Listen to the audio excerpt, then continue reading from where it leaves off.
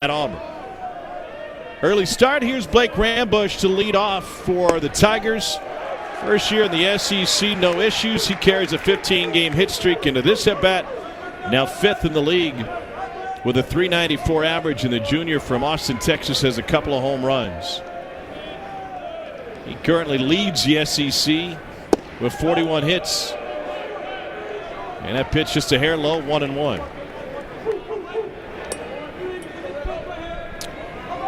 Todd, I guess it should be no surprise we see high-end velo from a Game 1 starter in SEC Series. Money sitting mid-90s with his fastball early on. That one up the middle and off of his leg. He'll recover and take care of Rambush.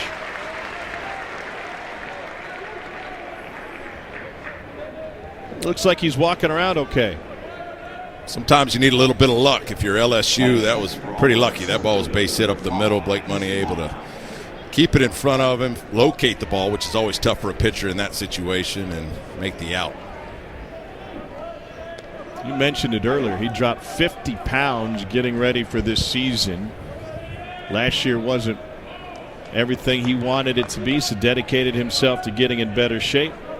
Pinstripes fit a little looser this year. Here's Kason Howell. Center fielder looks at 94, low and away. Howell, senior from Argyle, Texas. He's been a regular in center field now for the last few years for Auburn.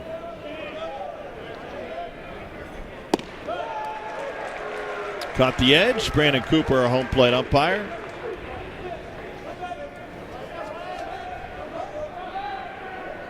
One ball and one strike.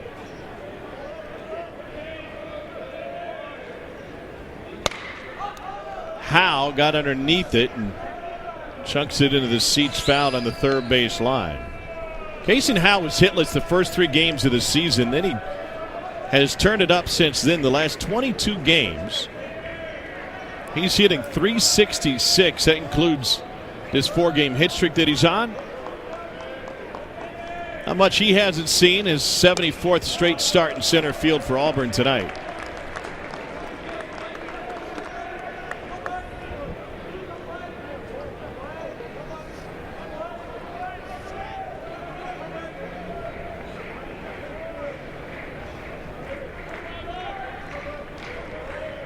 Here's Money's 1-2. Smothered over third by Berry, but he is too late. And Kason Howell reaches. We're seeing Jacob Berry getting another start at third base. He split his time between the outfield and the hot corner this season. I've seen Jacob Berry make a couple nice plays at third, or run and play it, to get the out at first. Certain rangy type of plays. This ball was to his left. He knocks it down, does the right thing, keeps it low. Even if you bounce it, Trey Morgan's going to be able to pick it over there at first base, just not in time. But the good news is he kept it in front of him, kept the ball low, not giving the runner extra bases.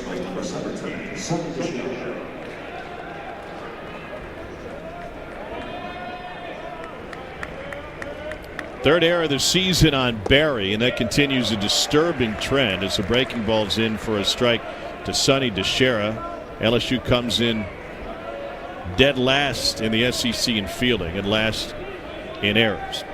DeShera has been a big bright spot for Auburn this year.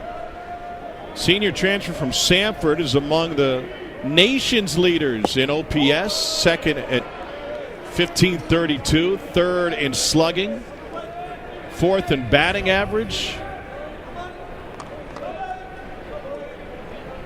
and leading the country in on-base percentage.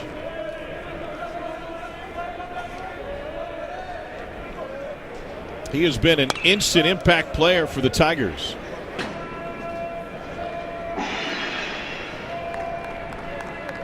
It's a beat. Tied for third among active college players with 48 career home runs. And he spits on that fastball that's low, 2-2.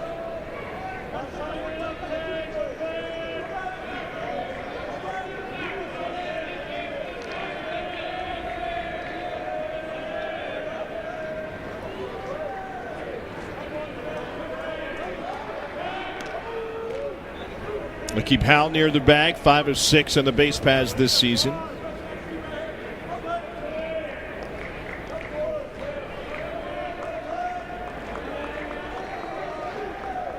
Teixeira led the Southern Conference in home runs for the Bulldogs last year, hit 18 of them.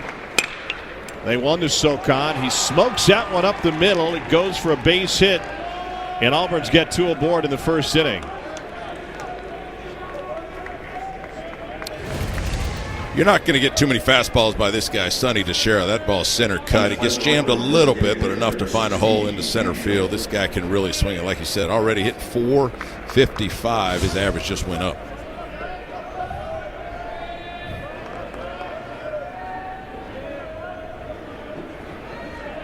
So here's the cleanup hitter, Cam Hill, who's hitting in the 4-hole. Baseball's kind of reinvented the batting order the last couple of years, Todd. In years past, Sonny Teixeira would be penciled in the 4 spot just about every game. Now they get him 3rd and get him to the plate every first inning.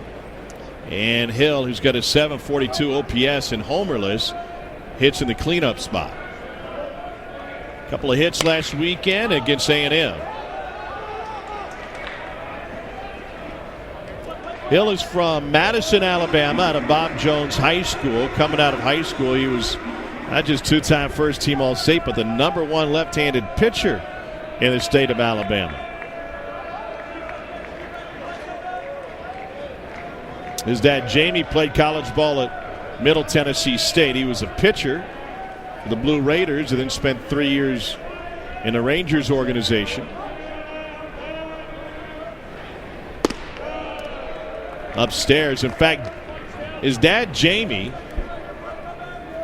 pitched against Auburn back in February of '97. That Auburn team featured a guy by the name of Tim Hudson, who was a two-way star, pitching and playing center field.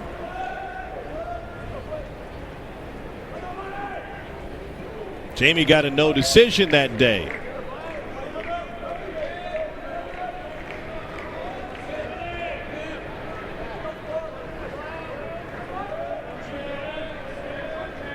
Here's the 1-2 to Hill with 2 aboard. Swing and a miss at 95. 2 down. And this was the key we said in the open for Blake Money, being able to put hitters away when you get to 2 strikes. That was a nice elevated fastball on the outside corner. Gets the strikeout, a big strikeout for the second out. But again, in order for Blake Money to win this game and go deep, he's got to put hitters away with 2 strikes. The defense behind him has not played particularly well. They got 40 errors in the last 25 innings, so you got to strike some guys out. Here's Brody Moore. Well, Brody's got the old school look top to bottom, doesn't he, Todd? Got the pine tar so thick it covers the logo on the helmet. The senior from Oneonta, Alabama, has been around for a while. Was the everyday second baseman last couple years with Ryan Bliss at short. Got the high stirrups.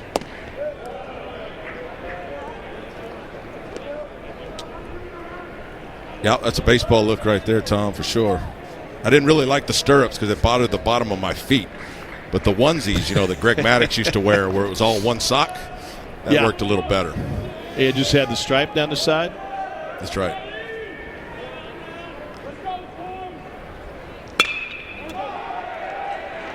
Into left.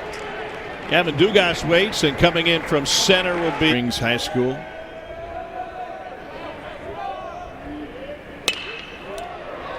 Doty sends it to right. It's deep. Hall to the track. Turning around. That's just a power team, but they also know how to get on base. 66 hit by pitches, make it 67. And now Dylan Cruz at the plate. Cheated on that one. 0-1 to Cruz. Sophomore from Longwood, Florida, is the highest rated high school recruit to show up to campus a couple of years ago. His OPS over 1,000. 4 triples on the season for Cruz. That pitch is up, 1-1. That's a couple arm side high fastballs there from Mullins, which shows he's a little anxious, a little nervous not coming through on the follow through. And if you're a hitter, you see that ball away, then gives you a little more confidence when he's going to throw it down the middle. You know he's going to use his fastball. Cruz homered in the A&M series. One of his 4 hits out in front of the changeup. 1-2. Hey, that's a pretty good bounce back pitch from Hayden Mullins, huh? Bounce back at bat. Clearly the home run shook him up a little bit. That's why he hit Trey Morgan, and now he's 2 strike 1 to Dylan Cruz, and that's an important pitch, obviously, and then at bat, and now he's ahead in the count. Let's see if he can put him away. You see the shake. Auburn is unique in college baseball in that the catcher calls his own game. Swing and a miss, accountability. Try and get everybody on the same page. In for a strike, 1-1. And that led in part to a team meeting on Saturday that was more than just a scouting report meeting getting ready for game 2, where Jay's told his guys, he said, enough about settling. We are going to be aggressive in all aspects of the game. We're going to pitch aggressively. We're going to go to the plate with an aggressive mindset. And we're not going to settle for mediocrity. And they seem to have taken those words to heart. Well, at-bats are a grind, Tom. I mean, you got to grind them out. It's a battle. It takes energy, and a lot of times we walk to the plate, and you're just not ready to give forth that energy. Jacob Berry clearly does that, and the numbers back that up, and that was his communication to the rest of the team. It's a battle every time you get in that box, and let's get after it, and clearly they did that this past weekend at Florida. Jay in his first season as a head man at LSU following Hall of Famer Paul Maneri. Just off the plate, 3 balls and a strike. Berry 4th in the SEC in total bases, coming off of a year where he was the Collegiate Baseball National Co-Freshman of the Year with the Wildcats at .352. 17 home runs. All conference in the Pac-12. One of a handful of Pac-12 transfers now finding their home under the lights in the SEC. Full count. That's a strong pitch from Mullins. 3-1 count to one of the best hitters in the game, in the college game today, and everybody in the ballpark knows a fastball is coming. And he gets away with it. Mullins came to Auburn with great credentials, turned down both Tennessee and Vanderbilt because of the relationship he had built with Butch Thompson. Here's the payoff. That's upstairs, ball 4. First walk, and that'll bring Jordan Thompson to the plate. When Hayden Mullins was in high school in April of that year, he went to Cary, North Carolina for the National High School Invitational, and he played alongside guys such as Riley Green, who was a first-round pick, first overall. Jack Leiter was there. Hayden Mullins was rated the number 8 player at that Invitational. Florida's Josh Rivera and plenty of others who have gone on to great success in the pros and in the college game. So it's not like they're just throwing this guy out there as an afterthought. They hope he can develop into what was promised in that reputation. Here's Jordan Thompson. Well, if you got Tim Hudson, again, the big leaguer, and Butch Thompson, who's a pitching guy with confidence in you, that's got to give you confidence. Hayden Mullins gets the ball on opening night. Jordan Thompson to move over to second base to the right side of the infield, and he responded well. I think he had 2 or 3 hits that Saturday at Florida. Cade Doty with the home run in the top of this inning, the beginning of this inning. So for both guys, Doty over to short, and then Jordan Thompson back over to second base. It's worked well. Trey Morgan gets his lead from second. Jacob Berry at first. A hit by pitch and a walk following the leadoff home run from Cade Doty. 20th pitch coming. He's already thrown 10 out of the strike zone. Popped him up behind the plate, LaRue, and now DeShera takes over. 2 down. That'll help. And that brings Braden Gilbert to the plate. Todd, I don't know if I've seen a guy ever get this hot. Last 3 games, including the final 2 of that Florida series, 7 hits, 5 of them are home runs. Well, keep in mind he didn't play on Friday night against Hunter Barco, the left-hander for Florida. Didn't play, and sometimes that day of rest might help out. Clearly it did. 7 for 14. Big numbers there over the last 3 games for Braden Gilbert. You know, his dad's a hitting coach. Jacques Gilbert played in college, so clearly it helps when your dad knows what he's talking about. Third-year sophomore from Slidell, Louisiana. At a North Shore high school. When Jay Johnson and the staff got in, they did a roster evaluation. They said, no, we think we can get something out of this guy. He did not have a great few weeks leading into the season, but there was still the idea that they could see that he could be an impact. He's carrying a 5-game hit streak into this at-bat. Mullins having a hard time finding the strike zone. This is his 25th pitch of the opening frame.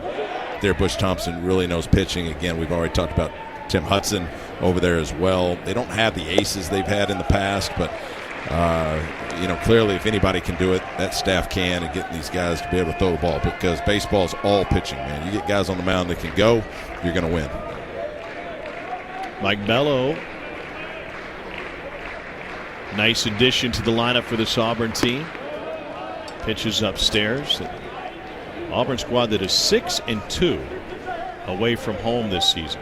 Bello from Oak Ridge, New Jersey, took advantage of his opportunity to play. Middle game of the Ole Miss series against the #1 ranked Rebels. He went 3 for 3, a walk, a hit by pitch, 4 runs scored, 2 ribbies. And he has now found a home in the starting lineup. In fact, in that game against Ole Miss, he became the first Auburn freshman to reach base 5 times in a game since Stephen Williams did it in the first game of the Raleigh Regional back in 2018. Williams had some postseason heroics. 2-2 still. And that's the pitch I like from Blake Money. We talked about him trying to wipe out these guys with 2 strikes. That elevated fastball at 94, 95. As a hitter, you see it. It's closer to your eyes. It looks so good, but it's so hard to make contact with because it seems like it's coming faster the more elevated it is. And then he follows up with that. And Bello is out. And then something happened. Hayden Travinski trying to throw that ball back. Looked like his spikes got stuck. Regardless, it's a strikeout for Money, his second K. I'll tell you what, Tom, I did not like the home plate umpire calling me on a check swing. This one's close. Get help from the third base umpire. Let's see it from the side angle, and he was right. But if I was a hitter, I always wanted them to check, man, because you're behind the plate. You got too much to think about. You're not worried about check swings. That's what third base umpire is for. Nate LaRue looks at a breaking ball for a strike. 0-1.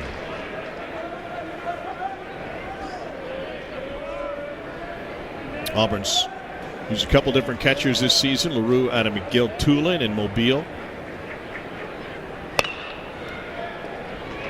To short, backhanded by Doty. And that throw is true. 2 down. Look at Doty. Again, moved over to shortstop in the middle of the first game at Florida. They switched spots with Jordan Thompson, who moved over to second base. Range to his right. Gets rid of it quick enough, and they tell infielders get rid of it quickly in case you do make a bad throw. It gives Trey Morgan over there more time to maneuver. Nice play by Cade Doty at short. I asked Jay Johnson what kind of conversation he had with Jordan Thompson when he was making that move, and he said nothing.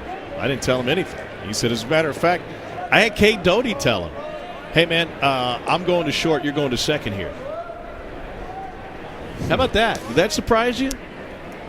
Well, I think it surprised them as well, and those are the kind of coaching moves that make a difference, right? I mean, we give coaches a lot of – Skip Bertman, my coach at LSU for all those years, always used to say the head coach gets way too much credit when you win and way too much blame when you lose. But that's a certain situation where Jay Johnson decided, you know what, I'm going to let these kids have a little more fun. We're going to move spots, and they've responded well. 0-2 pitch. There's that elevated fastball, but it ran in.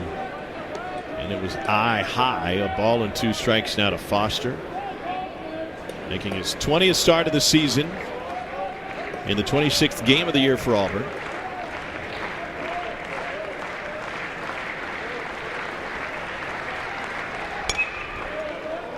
Fouls off 94.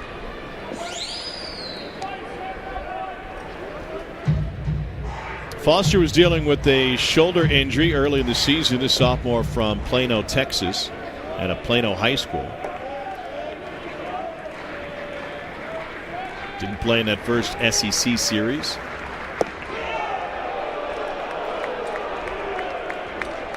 That was on the road at Ole Miss. Full count now. Things did not get off to a good start this season for Auburn in conference play. Lost that Thursday nighter 13-6. I think they had 5 errors in that game. Mesquite. making just his 5th start of the season for LSU.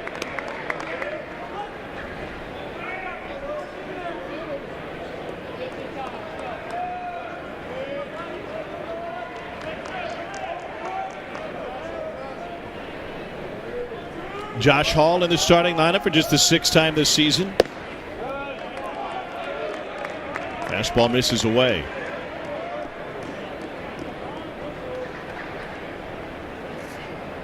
And we'll get a visit to the mound as Hall will wait to see the 2-0 pitch. Money thought he had Foster struck out, and Jason Kelly, who was a pitching coach for a Washington team a few years ago that ended the season in Omaha, back in purple and on the mound to have a word with Money. How do you straighten a guy out from a coaching standpoint? He was obviously disappointed he didn't get that fastball for a strike on the walk to Foster. Yeah, and that's the reason for the meeting, right? I mean, he threw 2 pitches I thought were strikes that were called balls, and as a pitcher you can get frustrated and kind of spiral out of control. I think the message is you got 2 outs. He fell behind this hitter now, but it's the 9-hole, so let's go after him and attack him. Hall is a Homewood Patriot out of Homewood, Alabama. Started his college career at Ole Miss. Knee high for a strike, 2-1 now. Played center field for the Patriots and set the national prep record with 224 stolen bases. That's a lot.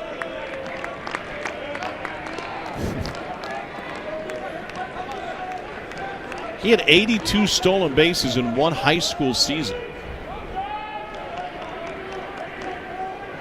Well, in both these lineups, their fastest players are in the 9-hole. Gio Giacomo for LSU in the same spot. So they like that guy to be the second leadoff guy is what they would call the 9-hole. It's amazing how many times the 8-hole hitter comes up with 2 outs. And so you want a 9-hole is capable of being a leadoff and controlling the bat. And right there, Josh Hall draws the walk. At the plate for Auburn, third baseman Blake Rambush.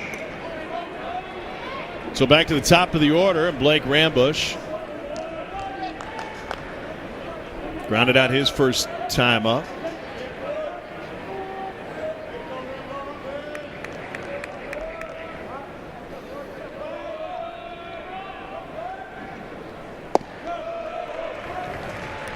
By the way, I mentioned the single season record, 82 stolen bases. The major league leader last year in stolen bases. Guess how many he had? 30. Starling Marte had 47, but not that far off. It's kind of a lost art back to when I used to play RBI baseball on Nintendo, and you take control of Vince Coleman, and you could steal second and third every time he got on base. Far cry from those days. It's like trying to stop Jerry Rice on a slant and Tecmo Bowl. You just can't do it.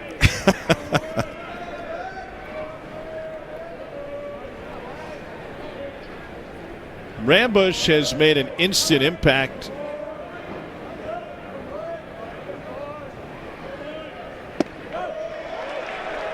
From Grayson College. And he's been in the leadoff spot, I believe, every game now to this point for Auburn. His dad bit Rambush. Played baseball and football at West Point. Brother Ryan, a tight end at Oklahoma State. 1-2 pitch. And this line drive is snared at second base by Jordan Thompson. Sure. Third in the league in home runs at 19 home runs and led the league with 66 ribbies. Fastball just in at 92. In the last couple of games, last 3 games, 4 for 9. Of those 4 hits, 2 home runs, 2 doubles, 4 driven in. Don't imagine, Todd, that a whole lot of teams with the 6 and 7 hitters like LSU has, Jobert and Dugas. Yeah, I was just going to say, he had a tough fall. So it's been a little erratic for Gavin Dugas this year, but the guy can swing it. And he's the guy that can kind of hide in this lineup. Like, Jobert is starting to make a name for himself in the 6th spot. Left-handed hitter, you kind of know to dance around him. But this is the guy that can really swing it, and probably the key to how much success they're going to have.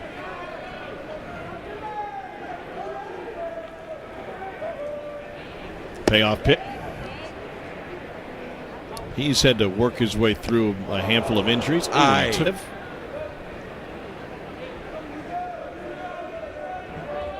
pretty good freshman season after being selected by the Pirates in the 18th round, in the 29th round in 2018.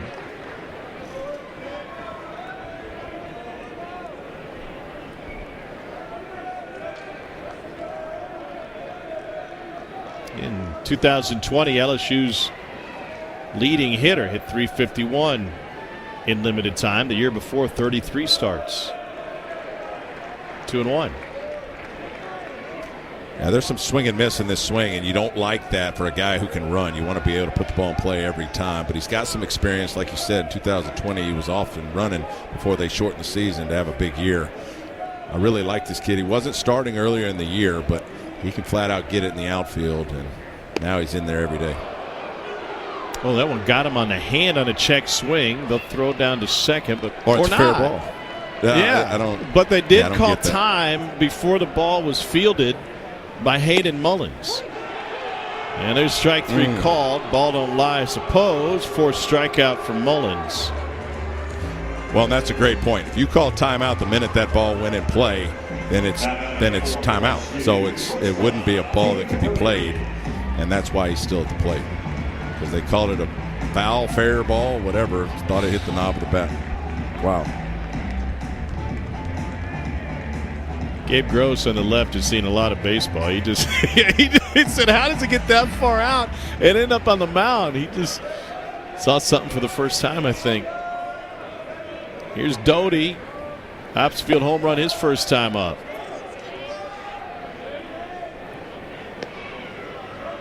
Travinsky is the runner at first. He was hit by a pitch with one out.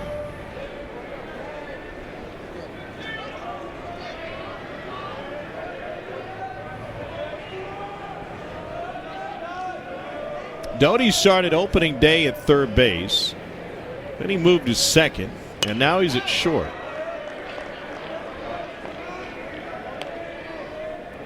Yeah, that bat gets through the zone quick, even though that was a foul ball. You saw how quick that swing was. And you're not going to see a whole lot of stolen bases from this LSU offense. They kind of tend to rely on the three-run homer and the hitters they have in this lineup. Plus, LaRue behind the plate for Auburn's thrown 3 out of 4 runners out this year already.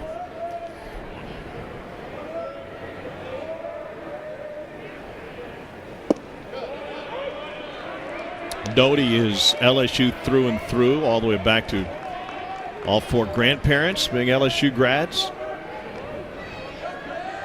His grandpa's played basketball at LSU back in the Armory for head coach Harry Rabenhorst, who was also head coach of Bob Pettit, took him to the Final Four in 1953. Sends another one to right field. Orange juice guy, a Sunny D guy, or you push all the way to Gatorade? I've got 3 Sunny D's in my refrigerator right now, so there you go. The head job at UAB. Fastball up, 1-2.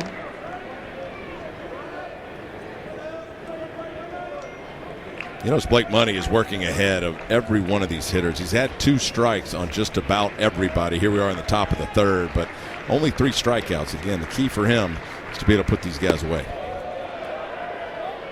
Went off speed, and Teixeira held his swing.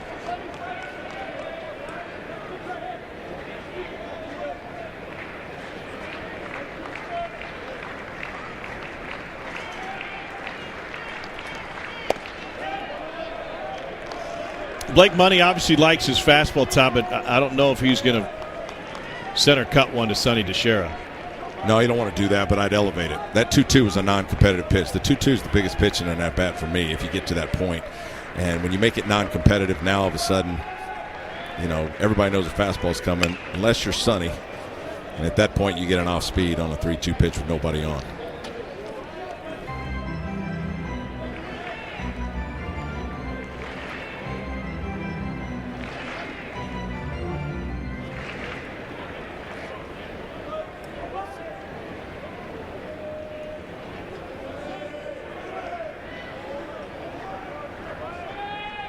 Payoff pitch coming. And he sends it to center, but shallow. Doty back. Rushing in is Cruz, and they'll let the shortstop handle it. Being at Arizona, recruiting the state of California, and recruited Thompson before he ended up at LSU. And he said, listen, you learn which guys you can coach tough and be demanding of. Jordan from Chula Vista, California. Here's the 1-1. And he's got the Tom Hart college look going. You had those locks, right? Yeah, I did. A long time ago. Any earrings? No piercings visible. In for a strike, 2-2.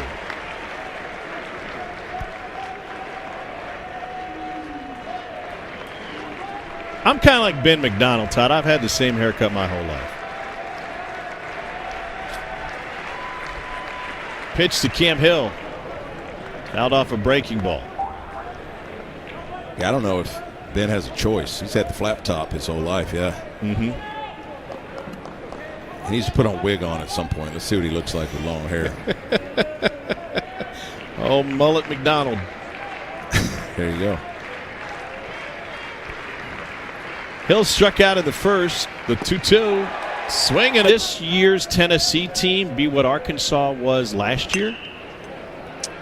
I think so. I mean, they got some real arms. And I mean, you know, they always had talked about Tony Vitello as being a recruiter, right? So, number one, the players love to play for him. If you're a recruiter, you got a great personality. But number two, you got Chase Burns and Drew Beam starting in the rotation on the weekends, both true freshmen over there at Tennessee. And then, of course, the sophomore, Chase Dolander, is in that rotation as well. So they've got young kids on the weekends for Tennessee, and we know they can bash the ball around the ballpark. I mean, it's just they're working on all cylinders right now. Now, you pointed out the Iona series where they put up football scores against them, but a real test is the SEC, and when they swept Ole Miss, now all of a sudden they're for real. There's ball 3 to Trey Morgan.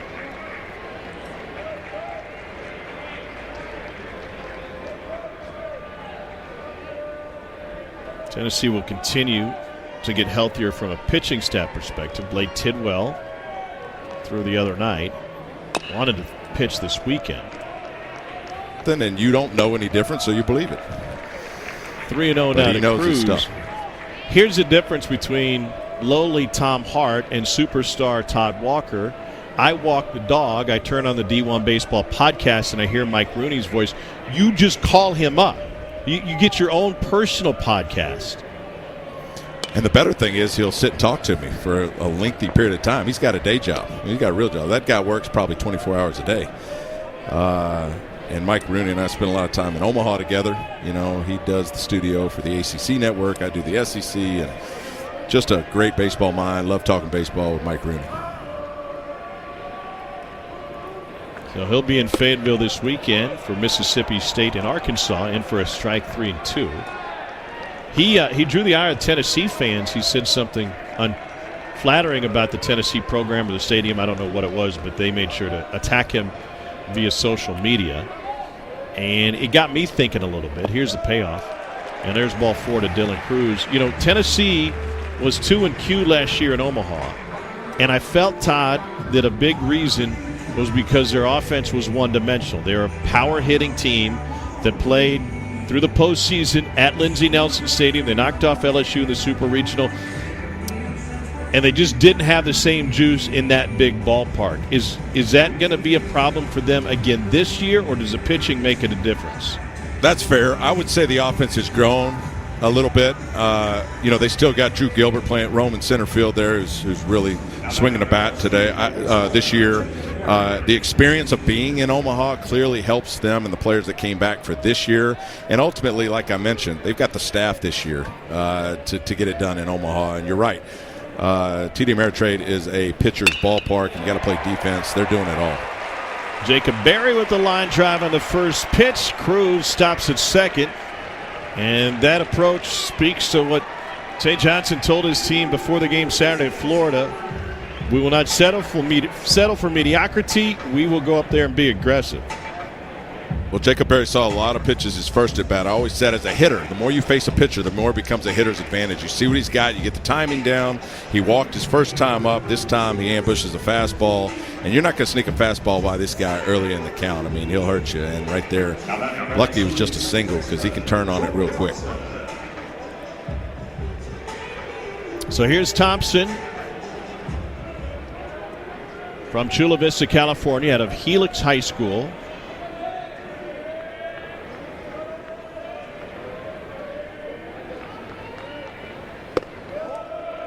And the pitch is upstairs.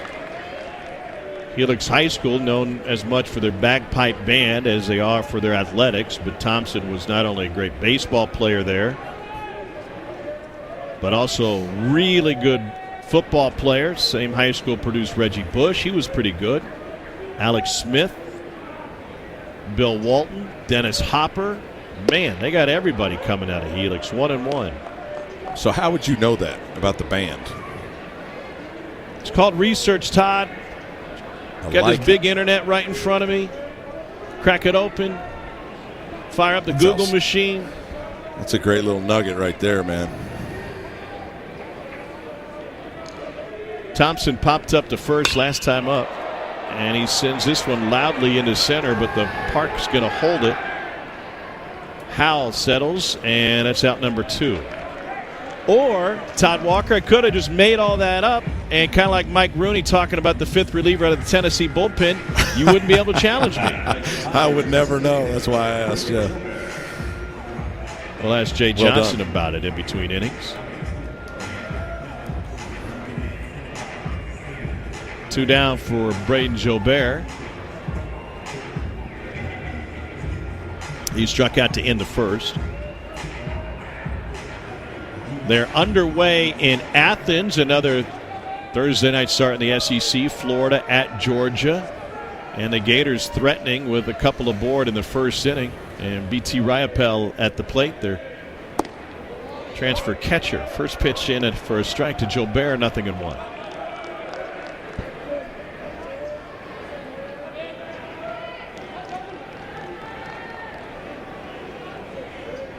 LSU hitless with a runner in scoring position so far tonight, 0 for 3. Jobert has put up monster numbers in every category this year, hitting .488 with runners in scoring position. Georgia got out of trouble. Florida stranded a couple in the first inning. They're not starting their ace cannon tonight. It's Brown who's been on the mound.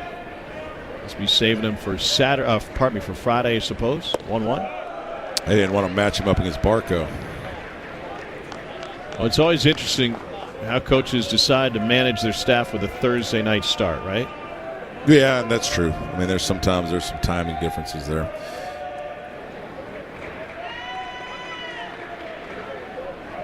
Depending on their workload from the week prior, one fewer day of rest. Breaking ball just missed. 3-1 in this lefty-lefty matchup to Jobert. Yeah, I was just going to say, this is the tough at bat. I always like to be patient on lefty matchups. See if you can get ahead in the count. He was 0-1, so he stepped trying to nibble on the outside. Now you put yourself in a count where you can expect a fastball, and this is when you can separate a little early, get the head out, try to pull it. Lefties 0 for 3 against Mullins so far tonight early on.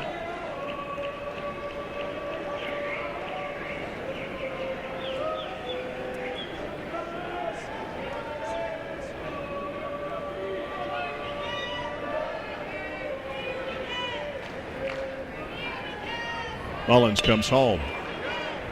On a foul off of 90. So Mullins could have been pitching in that series this weekend on Nashville's West End. Recruited hard by both Vanderbilt and Tennessee. But made his visit to Auburn and fell in love with the family atmosphere. Loved the way Butch Thompson coached his guys.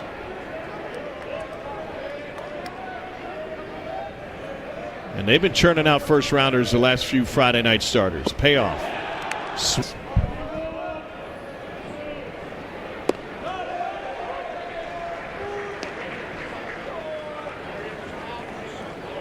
Brody Moore looks at a first pitch strike, 0-1.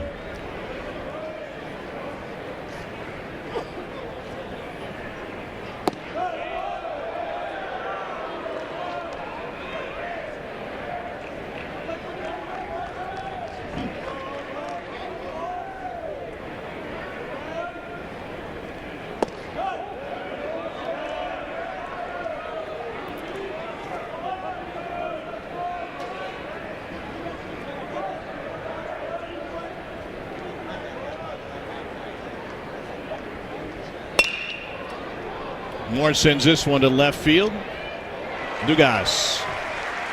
One down.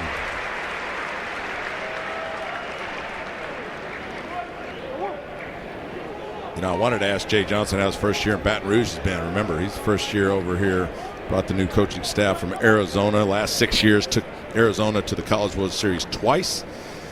He's an offensive guy and a little different of an atmosphere in Baton Rouge, and seems to be handling it pretty well so far.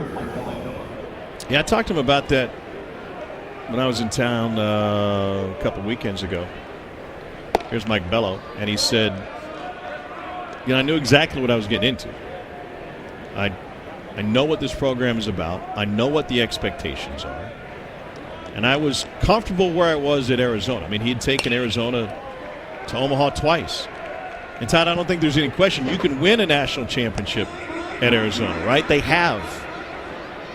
But he thought the odds better that he could win a national championship at LSU, and the time was right from a personal standpoint to take on what he considered a challenge to come here, which is one of the premier jobs in college baseball.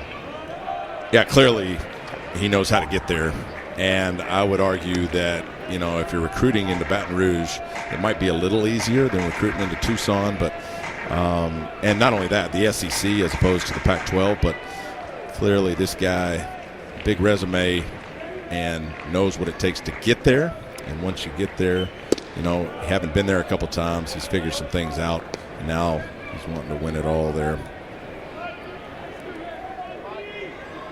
2 balls and 2 strikes to Bello.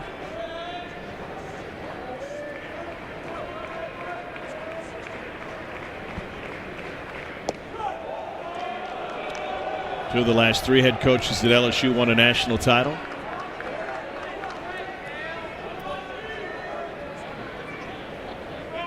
Took over for Paul Maneri.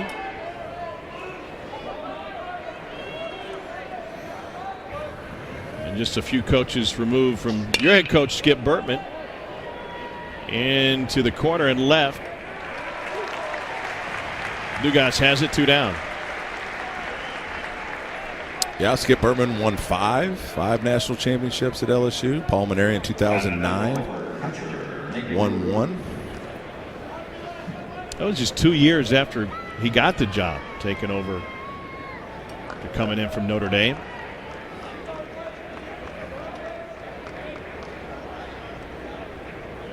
Mike LaRue grounded out to short his first time up. I think what's different from my perspective, Todd, about LSU is it's not just the fan base expectations or even the administration, but there's such pride with guys like you, the former players, that is not only supportive, but it also brings with it some pressure and expectations. Is that fair from an outsider's perspective? Yeah, I think so. And Paul Maneri was always nice to me, so I always felt welcome as an alum, and that's important. And of course Skip Bertman still around. Always love talking with him when I go to Baton Rouge. But I think that's probably the biggest key, and a lot of pride in what we've accomplished in Baton Rouge over the last 20 or 30 years, being a part of that program. And Jay will be the first to tell you it's not where it was 20 years ago. I mean, I think in the SEC over the last 4 years they're playing 500, 45 and 45. So the expectations are a little unrealistic at this point. But Jay Johnson trying to build it back. Money. But they were clearly balls, and he was proud of that fact, and Butch was telling us that story. Travinsky looks at the pitch low and in. So now I think what's happening, Todd, though, is that these home plate umpires certainly know about it. In years past, the college strike zone looked, if not drastically different, certainly larger than a professional strike zone, whether it's MLB or AAA. And that one off the roof. Now it's accurate, and there is a buffer zone that Paul Gillier built into what they use via TrackMan. But human nature, the unintended consequences, now that they're using TrackMan to help judge the umpires, that strike zone has shrunk. And not that it's a bad strike zone or it's inaccurate, but you're not getting as many pitches, and coaches have talked to us about it. You're not getting as many pitches off the plate as you used to. Yeah, and in the big leagues, you that factored into your at-bats. So whoever was behind home plate, clearly you would know them all by then, the umpires in the big leagues. And you knew their tendencies. Certain guys would call a foot on the outside corner, certain guys wouldn't. This ball muscled to left field. It is. That system is designed to judge how good you are behind the plate and how consistent you are. That's absolutely right. And it also, in Minnesota, when I was there in the early years, we had a bunch of young guys. So when you played Toronto and Roger Clemens was on the mound and you got veteran umpires behind the plate, you'd have to swing at a pitch that was in the opposite dugout.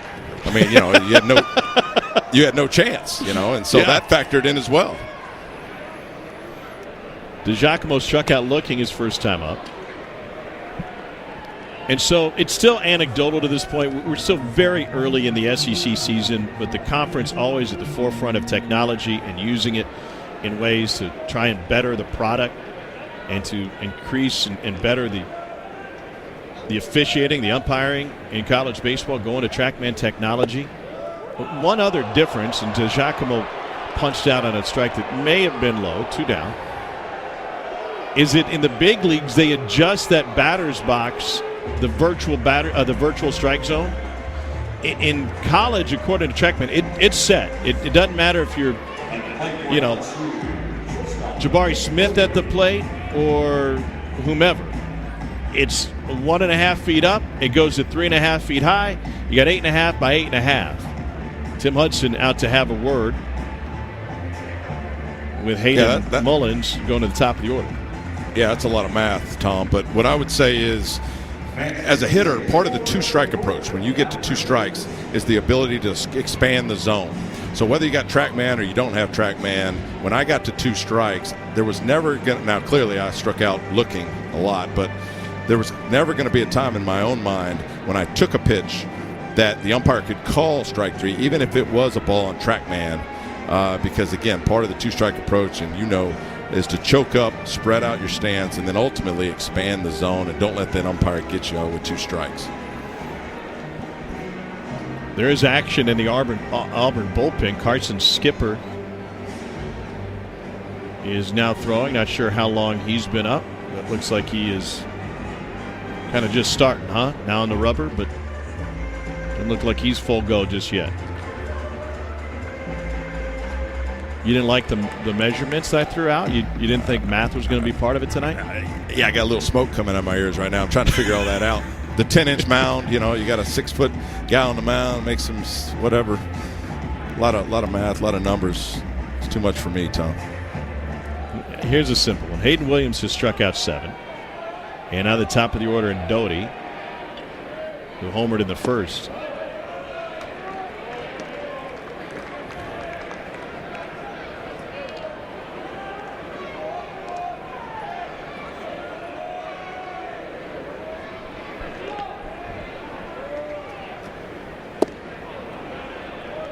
Ball and a strike.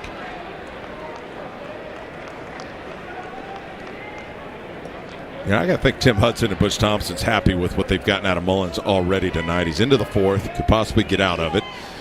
Again, the guy only has 15 innings pitched in 9 appearances, so he hasn't shown the longevity that they hope or want. And maybe they're grooming this guy and trying to push him along. And he's given up 2 runs, but he's pitched fairly well up to this point.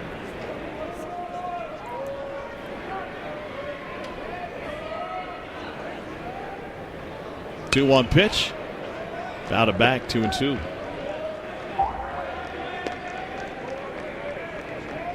We'll talk with Auburn head coach Butch Thompson at the conclusion of this inning.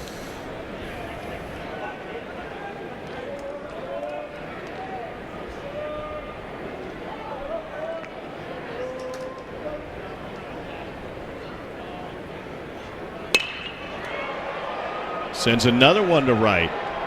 Didn't quite get the carry on this one. 4 innings and 85 pitches. They've kind of churned him out and revealed all his marbles there. We just saw you having a discussion first with Huddy, and then Hayden walked up at the very beginning of this half inning. How much input do you get from your pitcher in this scenario? This one over towards Butch and into the seats. How much input do you get from him versus, talking with Huddy about it and you guys making your professional estimations. Yeah, well, I want a pitcher, right? You want them to fight. You want them to never want to come out of the baseball game. So that's exactly what I expect from a pitcher that's competitive and invested and feels good with his game. And then ultimately, we got to protect them from themselves sometimes. Yeah. Well, we appreciate your time. Thanks so much. Thank you. It's Butch Thompson. And Todd, when you talk about that, they'll have these bookend starters in the SEC series so far. Tonight it's a Thursday and a Saturday. Have almost been kind of relievers turned into starters. That one off of money for the second time tonight. Barehanded third and no play. Now you got a guy with 85 pitches in. He's executed the plan. But the further you go with him, the more you risk throwing out of whack your bullpen here on game number 1 of a 3-game series, right? Is that the challenge? Well, we're going to see Skipper, sooner than later. But, I think they're happy. And we talked to Butch yesterday about all this, and they were hoping that he would get 2 times through the lineup. Now he's already turned the lineup over for the 3rd time, got Doty to fly out to end the 4th. So I know they're happy already with what Hayden Mullins is. Now, keep in mind, he's got to pitch through 5 to get the win. But, at this point, like he said, he's got to protect him from himself. And that Hayden Mullins wants to stay in there and throw. But at this point, it's more functionality and whether or not he can get through that lineup and the heart of LSU's lineup the 3rd time through. Yeah, good point. 2, 3, and 4 spots due up. 86 pitches from Mullins through 4 innings of work. Down the right first base line. Morgan over to get it. He'll lose the race to the bag. And Hall drags his way on. And Auburn cooking now, 2 on with nobody out. There's that elite speed from the 9-hole. I was just going to say, we talked about the speed from Josh Hall out of the 9 spot. And to be able to pull a bunt is tough because it has to be the right pitch. Clearly, if it's outside corner, you're not able to do it. If it's inside, you'll probably end up popping it up. But that was a perfect executed bunt by Josh Hall. And at the very least, they get the runner over to second with 1 out, but he gets a base hit out it. Now Auburn, with nobody out, 1st and 2nd, has something rolling. So here's Blake Rambush. He is 0 for 2 today.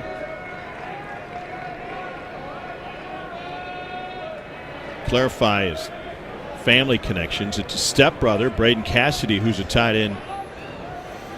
Mike Gundy at Oklahoma State.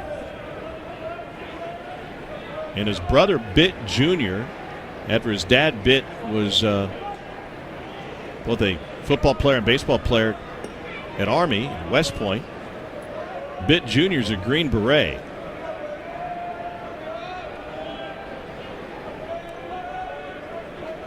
Blake started his college career, junior college in Grayson in Texas. Looks at a breaking ball that stays upstairs 1-0. Talking to Butch about him, said, here's a guy who coming from the JUCO ranks has great appreciation for playing in this conference, for playing at Plainsman's Park. He's like, he looks at this place and it might as well be Yankee Stadium to him. And oh, by the way, he's got a 15-game hit streak going. Yeah, they love Rambush. His ability to battle in the leadoff spot. He can turn a fastball around. Here he's being asked to bunt. Remember, Gabe Gross runs this offense. Does not strike out on fastballs. But now you've taken yourself out. Well, he's going to fake bunt right here. And I'm taking the next pitch, too. Make him throw 2 strikes in a row. He's got himself in trouble. And with 2 strikes, put the runners in motion. Let him swing the bat. Maybe you can get something big to happen here in the 5th.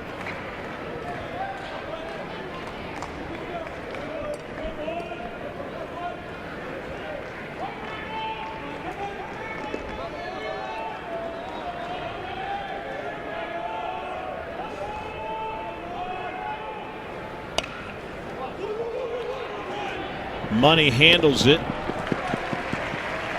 And Morgan stays over there, so the sacrifice advances Foster to 3rd and Hall to 2nd. Only the 8th sacrifice of the season for Auburn. They don't do that a ton. No, and this is what Gabe Gross wanted out of Rambush to start the at-bat. Now, he got ahead At 3-1, I feel like that was a strike two, so it was clearly going to be 3-2. But I feel like you let the pitcher off the hook a little bit when you do that and give up an out. But you got the job done, and it's back to what we were talking about. You get the guy on third, less than 2 out. All Case and Hal out of the 2 holes' job is to put the ball in play somewhere. You're not under threat of a double play unless you hit a line drive. And as a hitter, that always made me feel a little better. All I have to do is just put the ball in play.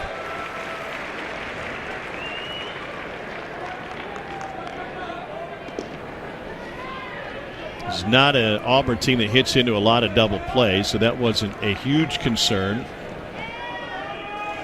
But strikeouts always an issue. 0-1. Tipped off of Travinsky's mask, knocked it into the dirt.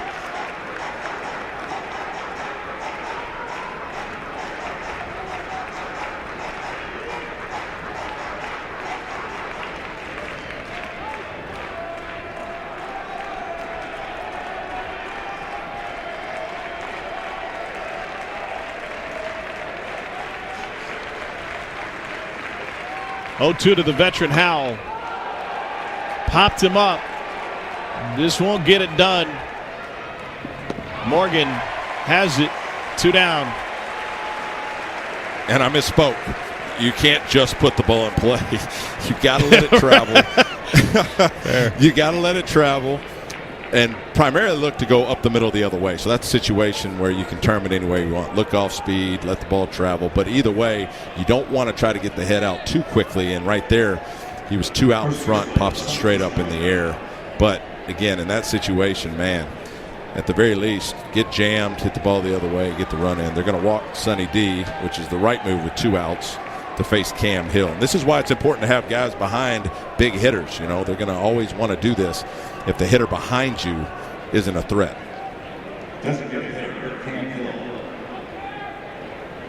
So Cam Hill to the plate. He's 0 for 2 with a couple of strikeouts.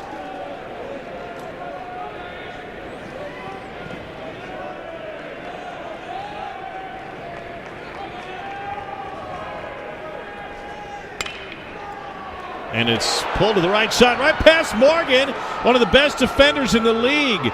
2 runs will cross the plate for Auburn, and we are tied at 2.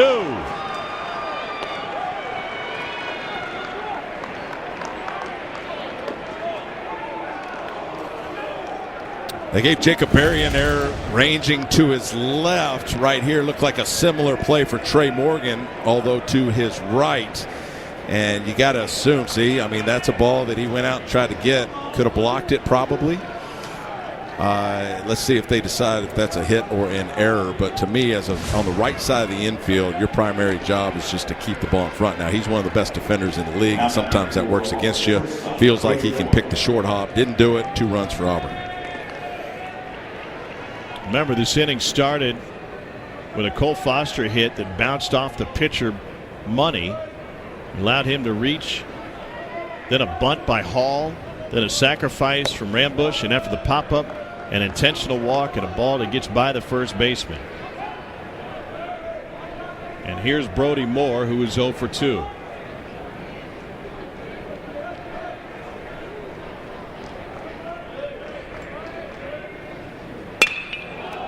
And Moore sends it deep left field. Dugas back. It is gone!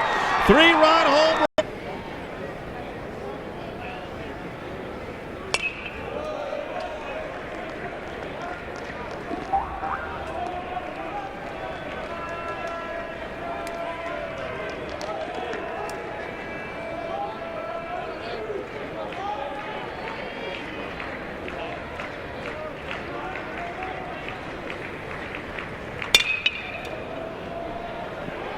Deep in the outfield grass is Thompson, and that one gets away. I think he probably was going to be safe anyway. Yeah, already playing in the grass. That's still nice range by Jordan Thompson. Remember, the shortstop for the last couple of years has a shortstop arm, so that's the toughest play a second baseman will have to make, is against your body making that throw. Look how quick the transfer is. And Trey Morgan not able to come up with it. I don't know if Trey stretches out toward that throw and picks it, which is a tough deal. I think he's out, but tough play all around.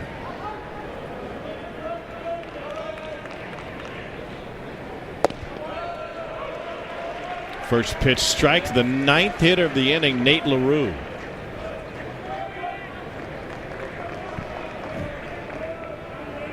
It was ruled a base hit. Couple that arguably should have been made by LSU already. That one gets by Travinsky to the backstop. And a wild pitch puts Bello at second base.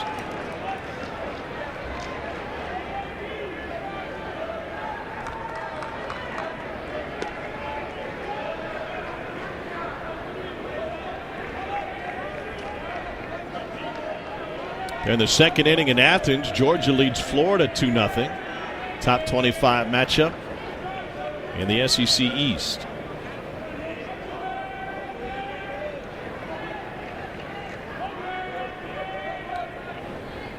One to LaRue.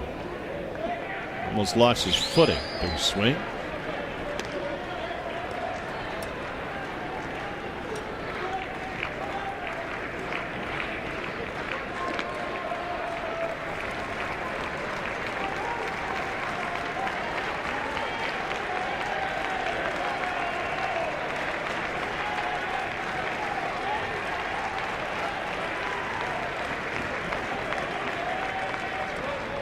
Time granted to Nate LaRue.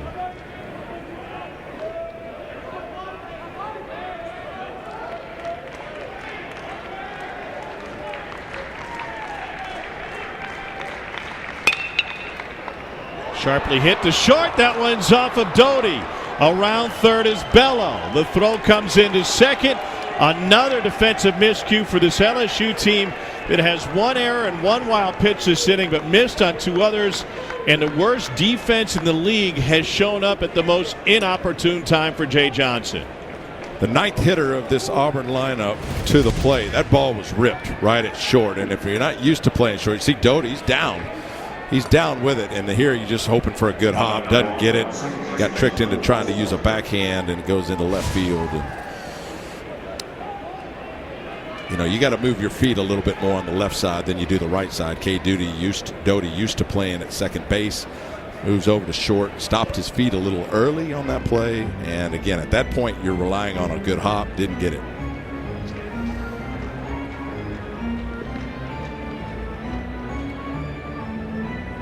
So that's the 8th error of the season on Doty.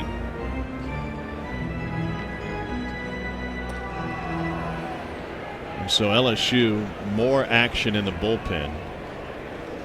And things have changed now as Auburn has upped the lead.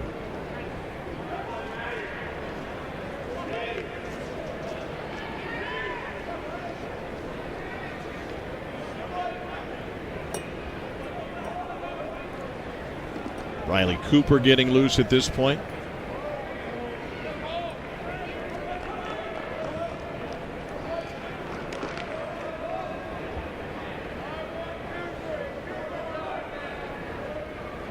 Multiple miscues in the field this inning for LSU. And his ball is lifted high and deep to right. Here's Trey Morgan at the plate. 90-mile-an-hour strike. Thought it was a ball inside.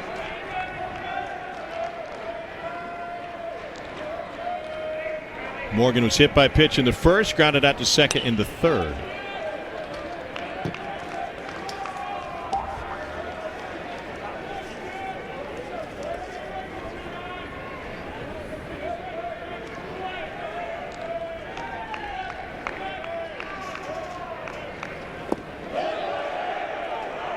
Did he go? Nope.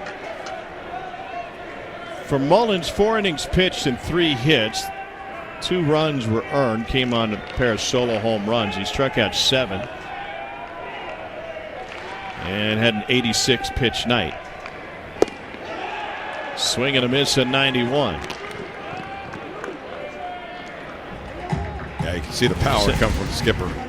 And again, when you got that tall of a pitcher on that 10-inch mound, makes him even taller, and the tilt of that fastball is coming down in the zone. Lefty on lefty matchup makes the fastball seem a little more with a little more velocity on it, and Trey Morgan just not able to catch up to it.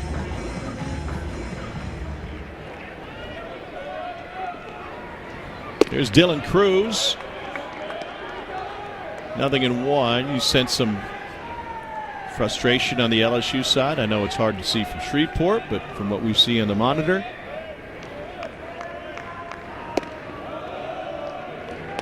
Yeah, that's tough. And we already talked about the Florida series last weekend. Remember, they got beat on Friday night by Hunter Barco. And on Saturday, I felt like that was a turning point of this season. They'll look back if they make it to Omaha as that Saturday game at Florida being the difference.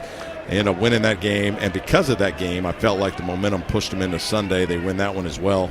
2 out of 3 at Florida. But now, this is where errors will hurt you. You know, you got Blake Money, and again, like you said, he didn't have to hang that curveball, which he did, gave up 3 runs on the home run. But you definitely need your defense to play, and when you're not striking everybody out, you're going to put a lot of balls in play. And Blake Money, I know, is frustrated. So is that man, Jay Johnson.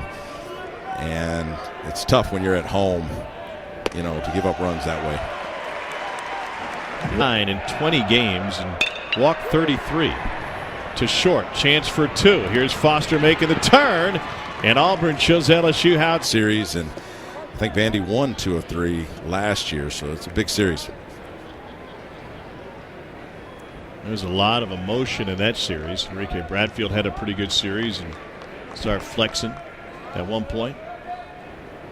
And you can better get a little bit chippy at some point this weekend in Nashville. There'll probably be a lot of orange in the stands, too. Dave Neal and Chris Burke have the call tomorrow night on ESPN2. Hall reached with a bunt single his last time up. It was the second batter of a 6-run 5th inning. Bryce Collins is a new pitcher for LSU. Worked 3 innings 6 days ago at Florida. Walked 3 in that Game 1 loss.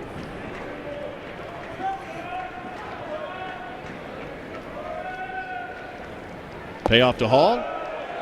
There's ball 4. And the walk issues continue. We're talking about the get-in price for the Final Four in New Orleans this weekend versus 3-game series, Vandy and Tennessee. Now keep in mind, one arena seats 67,000. The stadium seats less than 4,000. Cost you $510 to get in for the Vandy Tennessee series over 3 games, according to Vivid Seats.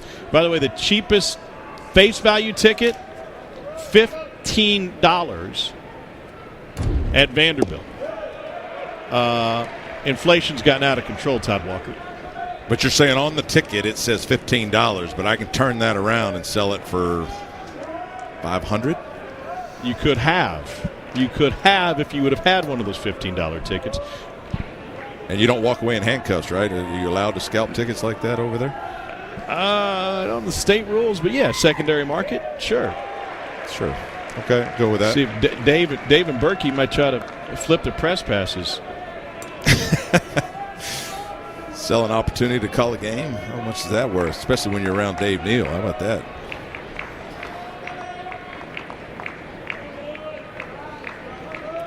Go to some pretty nice restaurants in Nashville for $500, huh? 0-2 pitch popped up the middle, and that will bounce over the bag and through. Hall stopped at second. With his speed, I'm a little surprised, but Gabe threw the stop sign on him, and Rambush has his first hit of the night.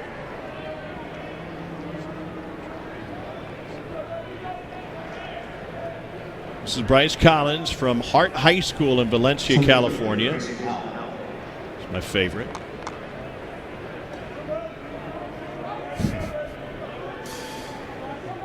Got a pretty big fastball up to 93. And spin the curveball in there. I think the curveball is probably his out pitch. And, it's worked 11 innings. High walk total there. As you saw, he walked the leadoff guy, the 9-hole, which is not somebody you want to put on base. Josh Hall is now at second. This guy they've used quite often this year. This is 9th appearance. Howell fouls the first one back. It's not just the name of it. While I'm a friend of Hart High School, they've produced some big league talent. Trevor Bauer came out of Hart. Kevin Millar. Do they have a big time James band Shields there too? I don't know anything about the band, but I'll look into it. Todd Zeal and former Pirate, longtime Pirate Bob Walk. Played with Kevin Millar in Boston.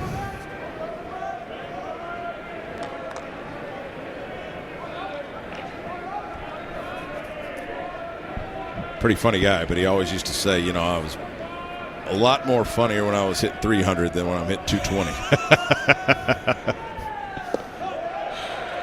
In for a strike, 1-2. People more apt to laugh at your jokes when you're producing, right? Florida's tied it with Georgia 2-all. Third inning in Athens.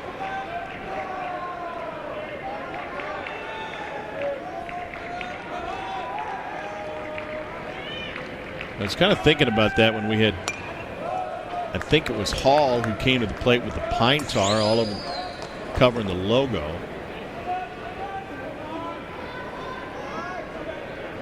Like of some of those Red Sox World Champion teams that were dirt from head to toe. Does that sound about right? I never understood putting it on your helmet, although people go to their, use the batting gloves to tap on it with the pine tar, get a little sticky. But I always had it, between the barrel and the handle of the bat. That's where I put the pine tar. And it was a visual, too, for me. Like at a certain point where you weren't allowed to put the pine tar above a certain line, which there's a line on a lot of those bats and then wood bats. And if I looked down and kind of saw that visual, I could see the barrel a little better, if that makes sense. Because it was a different color. Made it pop a little bit? I don't know about that, but I felt like I could see the barrel and therefore find the barrel on more pitches than if it weren't there. But that might just be a baseball player superstition thing more than anything. Well, when I said the word pop, I was thinking from a visual standpoint. That contrast going from dark to light helped the barrel stand out. Is that how you would explain it? Yeah, I thought so. I thought you meant my pop between the 5.5 hole the opposite way, like the bleeding little singles to left field as a left-handed hitter. But no, that's where I like to put it. And I still got some, Tom, in my bedroom. I like to smell pine tar every now and then. Brings back good memories. Handled by Doty. I don't want to know anymore. There's one down. And it'll bring Sonny D to the plate. You get Sonny D in the fridge, and you got pine tar in the bedroom. Yeah, I got all kind of skeletons and secrets over here, Tom. But I tell you what, this is where they wanted Sonny to share. He's no secret. This is where they want him to be. Nowhere to put him, first and second, one out. Might get some off speed early, but if he gets ahead in the count, watch out.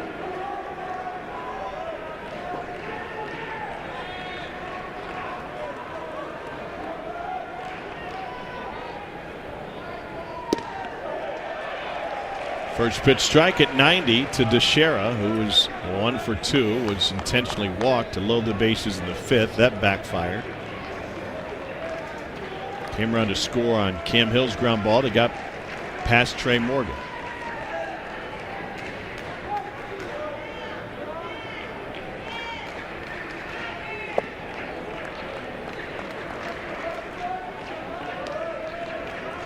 Only one other game going on tonight outside the SEC in the West Coast Conference. BYU trails St. Mary's 4-3. They're in the bottom of the ninth.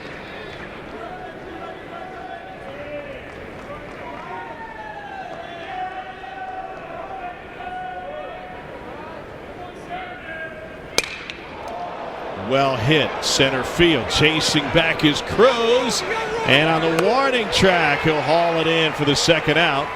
Hall bursts for third. Must have nicked the bat 1-1.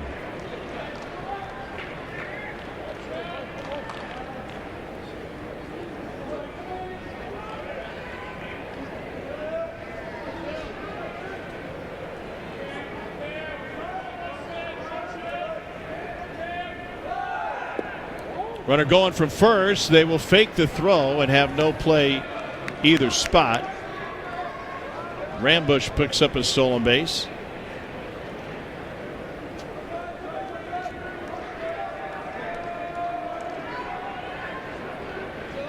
Yeah, and Doty Thompson didn't move on that ball, so clearly the plan was not to throw through. Auburn knew that.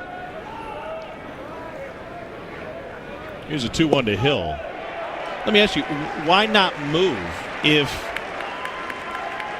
there's a thought that maybe you could get Hall off of third? Do you not want to sell it all, or just say, hey, forget it, we're just going to give him second? When you know that they're not going to throw through, the last thing you want to do is leave early. Sometimes you have to leave early depending on the speed of the runner to get to second base, and they want to hold their position. So a lot of times coaches will teach, look, just hold your position in case he hits the ball, because we certainly don't want you leaving early. That ball is roped foul. But, the play used to be, Tom, like you fire it back to the pitcher mound, like try to get that runner off the third, or, fire it to a closing infielder, maybe get a play that way. But, they don't mess around a whole lot in college anymore. They don't want to throw it away and do any gimmicky type stuff. Same with bunt plays. Like they used to have 18 different bunt plays. Now it's just pick the ball up and throw them out if they bunt and give us an out. Then strike the next guy out. Correct.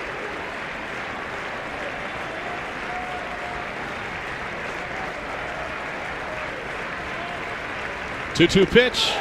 Breaking ball swung on and missed. 3 straight retired after a walk and a single, and 2 left on in the 6th. 6-2 Auburn. How about this spinner by Bryce Collins? Looks over the middle, drops out of the zone. Cam Hill can't handle it. His 3rd strikeout of the day for Cam Hill.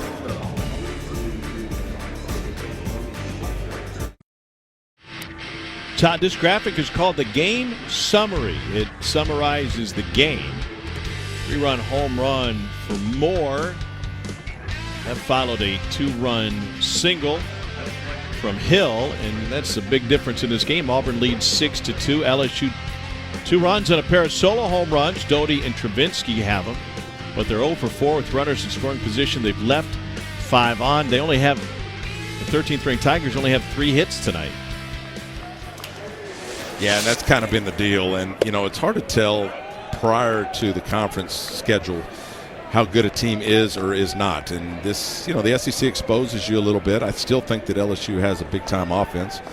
But if they're not scoring a lot of runs, it's hard to make up, for the lack of defense and the pitching that they've seen so far. And I still feel like they'll pick it up again. They've got Murderer's Row right there with 1 through 7, really, all the way to Dugas from K. Doty at the leadoff spot can really swing the bat. And Travinsky's hit a home run out of the 8-hole today. So the offense is good.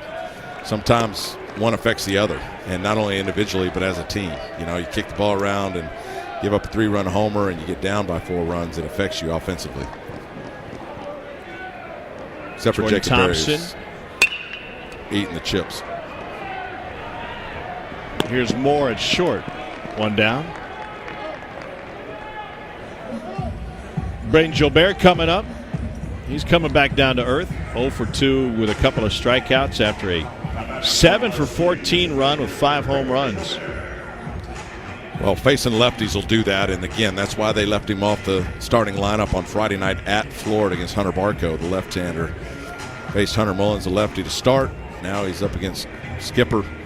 And the lefty-on-lefty matchups are tough. I always felt like it made me a better hitter because it made me keep my lead shoulder in and kept me a little more still. I had to eliminate the pull side of the field, look up the middle the other way, because you got to protect against that pitch right there, the slider.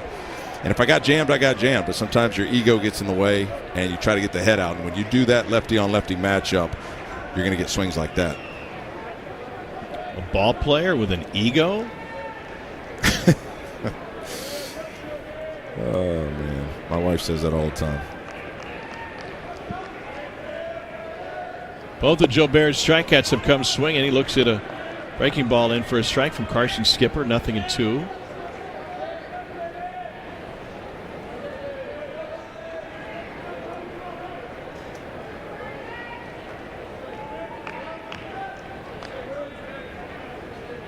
One.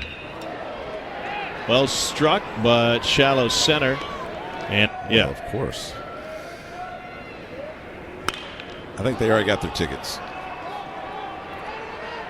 Popped up to the right side. Teixeira. Oh, couldn't find it. He looked uncomfortable from the second that pop-up crested. This is second error of the season.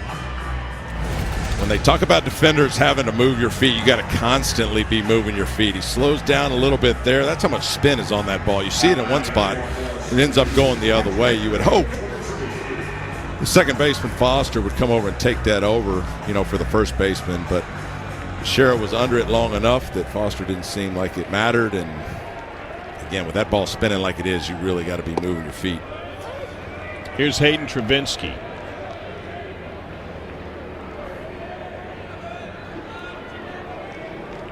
Travinski homered his last time up.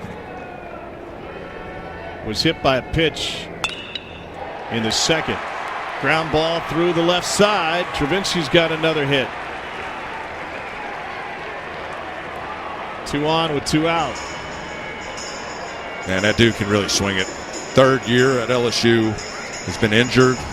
First couple years.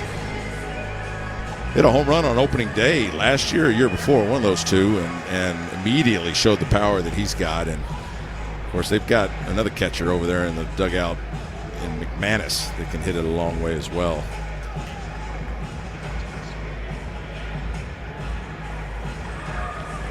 And speak of the devil. It's almost like you knew it. Tyler McManus.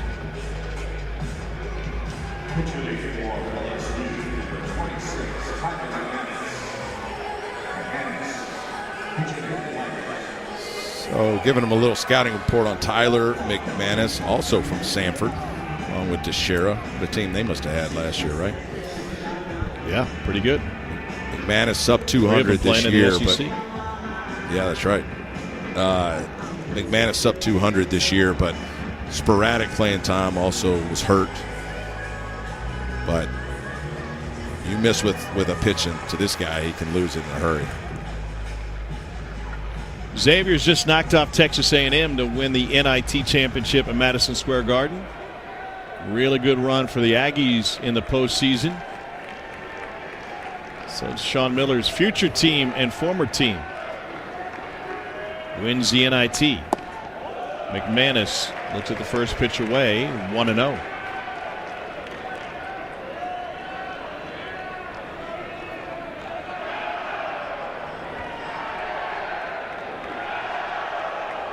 Meanwhile, Georgia just got a home run in its game against Florida. Well, it's been a back-and-forth affair, game 1 of that series. And the Dogs have a 3-2 lead in the 4th against Hunter Barco.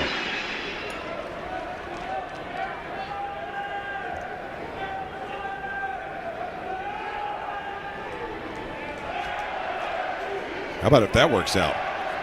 You got Jonathan Cannon in your back pocket. I assume he's not hurt. He'll pitch tomorrow, the next day. You beat Barco on the opener for Georgia. 1-2 now to McManus. He didn't have a hit in the Florida series. Went 0 for 6. His 2 home runs this season came in back-to-back games, game 1 and 2 in the SEC opener against Texas A&M.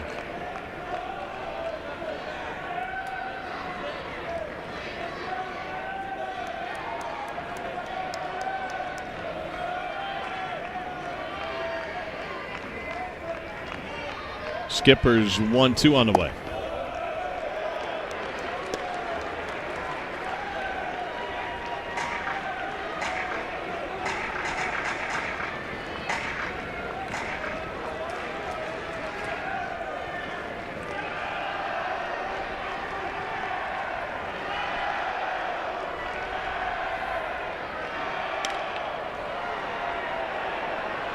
Into right. Hall in fair territory ends the 6th. No runs, a hit, and 2 left on. We head to the 7th with Auburn up 4.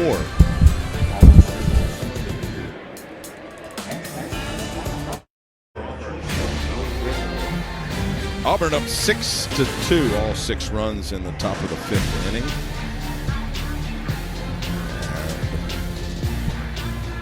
Waiting on Tom to get back. Auburn will show just Brody put my Moore. business out there, huh, Tom? There you are. Yeah. There you are. I didn't prepare for an opener, man. Come on. Thought maybe you're going to read a promo. I don't get paid to do your job. I like it. Here's Brody Moore. 3-run home run in the 5th.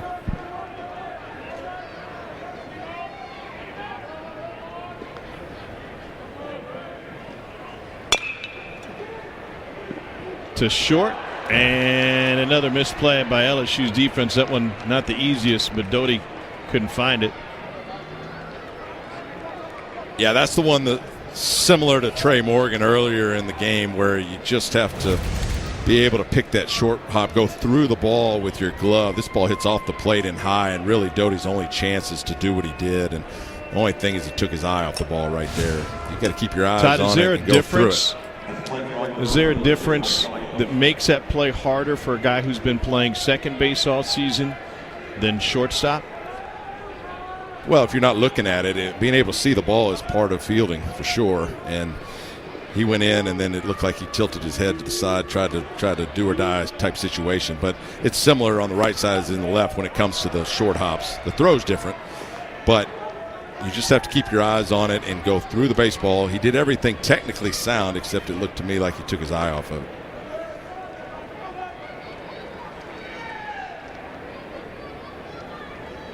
Ruled that one a hit. Moore now 2 for 4 tonight. After they pinch hit for DiGiacomo in the bottom of 6, they replaced him in right field with Drew Bianco.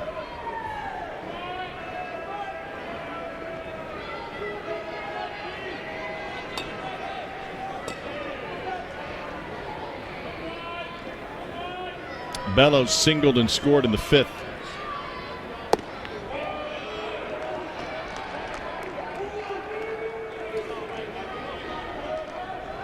You know, this is an older Auburn lineup. I mean, they got 5 guys in their 4th year of college. And we talk a lot about LSU and, you know, the high expectations and certain things with them. But you got to keep in mind, a lot of these guys, including Trey Morgan and Dylan Cruz, are only in their 2nd year. Jacob Berry. One of his strikeout victims was LaRue. Breaking ball into center, late jump for Cruz, but now he finds it.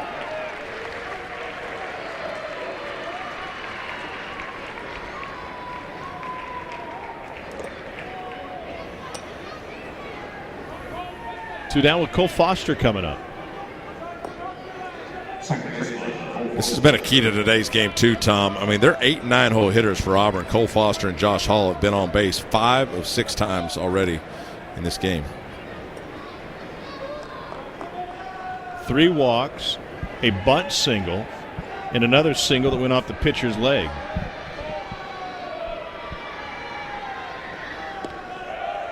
So when you can get the bottom of your lineup produced like that, you're going to win a lot of games.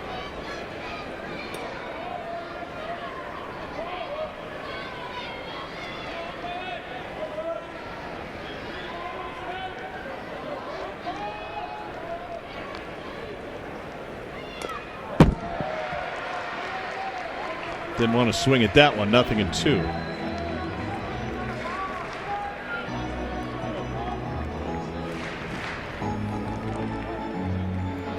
Foster out of Plano Senior High School in Plano, Texas. Made 4 starts for Auburn last year. Played in the middle infield.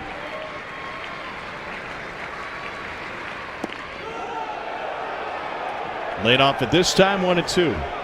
I think that just fooled him. Probably fooled the umpire too. That was too close to take. When we talk about the 2-strike approach and expanding the zone, that's a ball you got to swing at.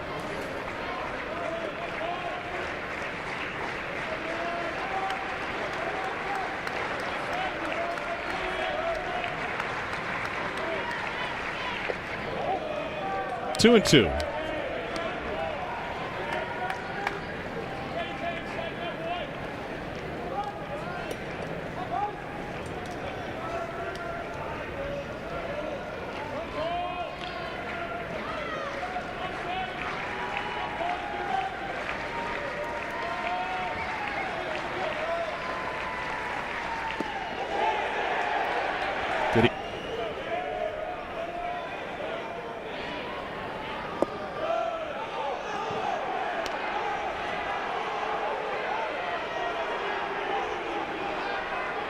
Cade Doughty homered in the first inning, an opposite field shot.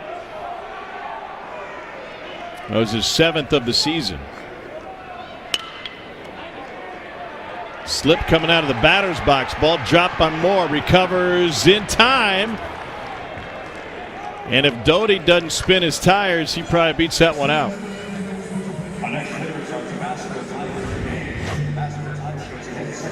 Hey, we got baseball coming your way tomorrow night. Take you to Fayetteville. Game 1 of a 3-game series. The second-ranked team in the country, the Arkansas Razorbacks, play host to the defending national champs, Mississippi State. Tune in to see Mike Rooney's bucket hat. Does he wear it on broadcast at night? If you ask nicely. It's probably like a lot of these college players, at night they see him with the Oakleys on and don't need them, Runes is stuck to that. Does he sleep in it too? Like just a bucket head? Bucket hat. He doesn't have a bucket head. He's got a bucket hat. My Uncle Corey used to wear sunglasses at night. That's right. That was my joke from Omaha a couple years ago. Corey Hart, you got to explain it too. See, Corey Hart, I wear my sunglasses at night. I think we You're just Tom leave Hart. it. If you get it, you get it. If you don't, we move on. It's all in the family, right? Just like it's all in the family when it comes to pitching in college baseball. Yeah, you've seen a few good men.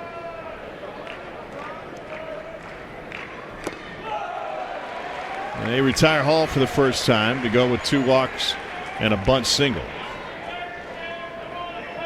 Yeah, it's a nice pitch. A sinking fastball low on the outside corner. And when you got a little bit of doubt he might flip that curveball in there, it kind of keeps you back. And when he buzzes that fastball, it's hard to catch up to.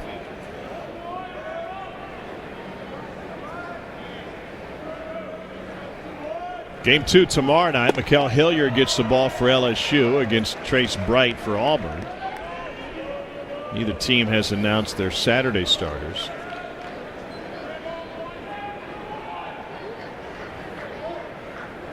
Oh, 0-1 pitch. And Blake Rambush looks at a strike, 0-2. I think I know what happened with Blake Money tonight. Rambush singled his last time up. You saw it, so you should know. There's got to be a reason behind everything, right? Okay.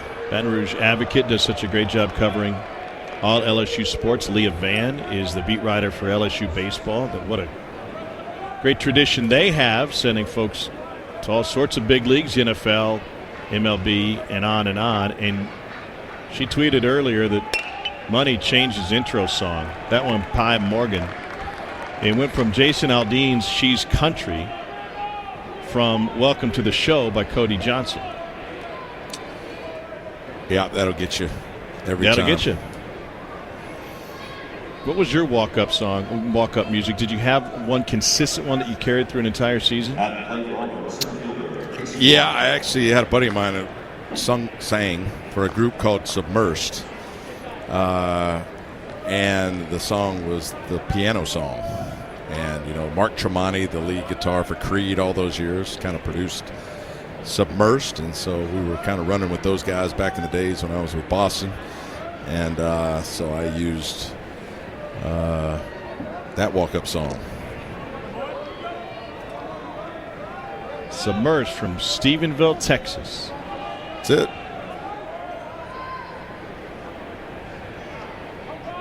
Can't believe they broke up. Hey, man. Kason Howell is 0 for 4. Reached on an error in the first.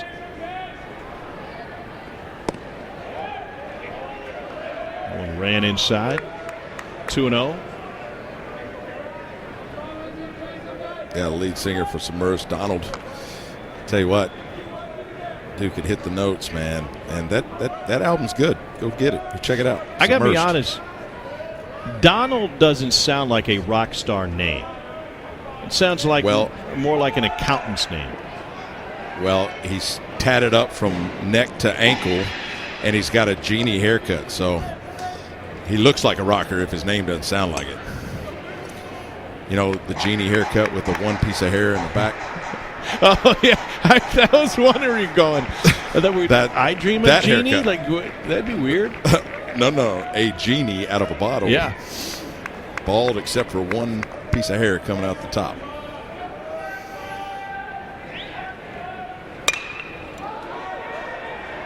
Into right field, down the line, long run for Bianco, into the pen, dives and came up empty.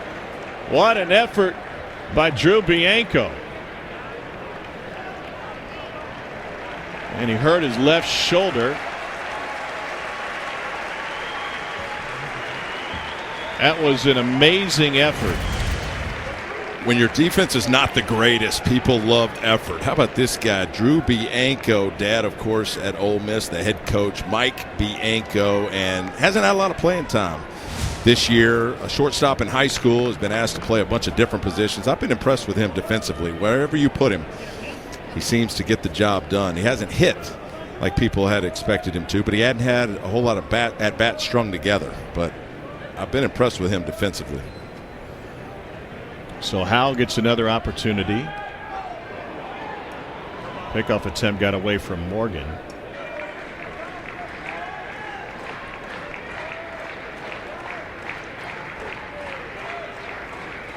One-two pitch on the way to Howell. Swing and a miss. Strikeout number 4 for Collins. There's two rule changes, and I tuned you out after minors. That. That's fair. That's a wild pitch to put Rambush in. I think it's smart though that rosters are being expanded on the front end of this season. For years, baseball people have said, "Why do our rosters expand in September?" When that forces inequality in competition. When you get some teams playing for the postseason and others just getting innings for prospects, when we really need those extra spots when arms aren't yet ready to go in April. Yeah, that's a great point. I was in the minor leagues when I had a chance to get called up, and if your team's competing for a championship in the minor leagues, you don't want to stay. It's a big jump in pay, getting to the big leagues from the minor leagues at the end of the season, and you don't want to stay with the team you've been with all year in most cases, and it just creates a moral problem, if anything else, because ultimately you want to be in the big leagues. There's a walk to Teixeira. My reference point was for big league teams. If the Cardinals are playing the Pirates and they're fighting the Cubs for the last playoff spot, and the Pirates are sending nobodies to the mound because in front of them, and that makes a hitter feel good. When they walk the guy in front of you, you take it personally. Cam Hill made him pay in the 5th.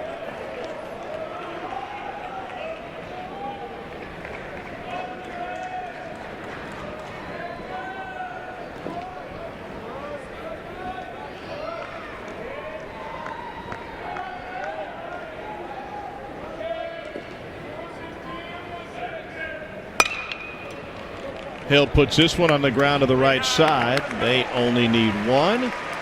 And so Thompson gives it to Morgan. No runs on a hit. A couple more left on. 10 stranded through 8 for Auburn, but the only thing that matters is 6-2 in the run column as we go to the bottom of the 8th. 6-2, Auburn with the lead. Couple of solo home runs for LSU, but otherwise an impotent LSU offense tonight. Only 4 hits for the Fighting Tigers as we go to the bottom of the 8th. Carson Skipper has held LSU to just 1 hit over 3 innings. What do you think? It's been good, but it's not anything you wouldn't expect out of this guy. Only 1 hit in 3 innings. Again, we talked about tall kid over the top with the lefty, big tilt on the fastball with a wipeout slider. And a valuable part of this Auburn pitching staff. Senior out of Trussville, Alabama, came into the year on the Stopper of the Year watch list. And they've been considering lengthening him out, and that's basically the point they've come to here. Despite the fact he only used 10 pitches last inning. Starts with Jacob Berry, who was 1 for 2. Skipper had to fight through a shoulder issue in the fall. Returned 100% right about the time SEC play started. But the starters through the first chunk of the season, at least their non-conference, were good enough to the point that even if they wanted Skipper to be a starter, and he's got a starter's mustache, let's not lie about that, that they really couldn't find a way to get him in. So it kind of feels like this is a good situation, Todd. You go with Mullins for 4, and it almost looks like a piggyback with Skipper able to come in and throw 50-plus innings in relief, 50-plus pitches in relief. Yeah, I mean, in this day and age of baseball where now we have a term that we use called openers that'll get one time through the lineup and they move to the bullpen, it's a good plan. You know Skipper's going to give you a competitive 4 or 5 or 6 innings or whatever you need in the middle of the deal. And I think that was the plan for Mullins, is just to get one time through. He gave him a little more. And now Skipper can come in and do his thing. Catches Berry looking. Georgia just homered. It's a 4-2 Dogs lead on Florida in the 6th. That's part of the tilt we were talking about with the fastball. Again, 10-inch mound, big tall pitcher coming over the top with that fastball that looks high to Jacob Berry, but as it's coming to the plate, gets lower and lower, and then at some point probably thought it was too low, but catches his knees and gets him looking. Well, here's Jordan Thompson. By the way, that was Cheney Rogers who just homered for Georgia. Game 1 of that series between the Dogs and the Gators. Into left center field. That will be dumped in for a base hit. First of the game for Thompson.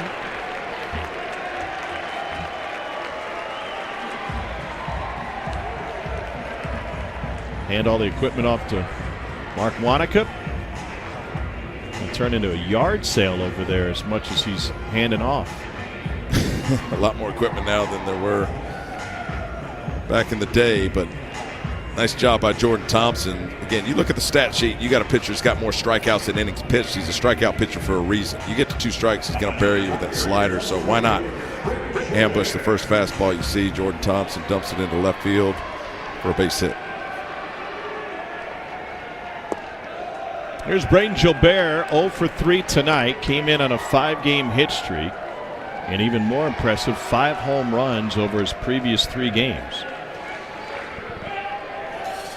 Turn to the mean for the Slidell product at a North Shore High School. Then he went to Nichols and then Delgado Community College.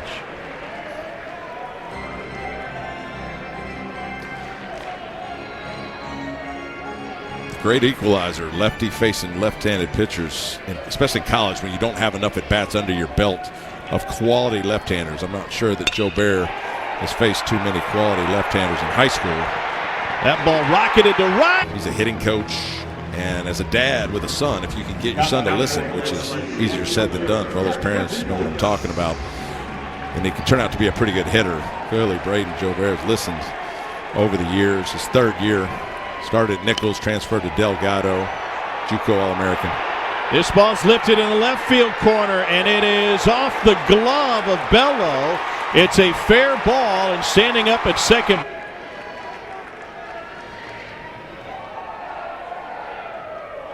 Travinsky is 2 for 2 tonight. He was hit by a pitch in the 2nd, and the 8-hole hitter connected for his 3rd home run of the season, a solo shot in the 4th.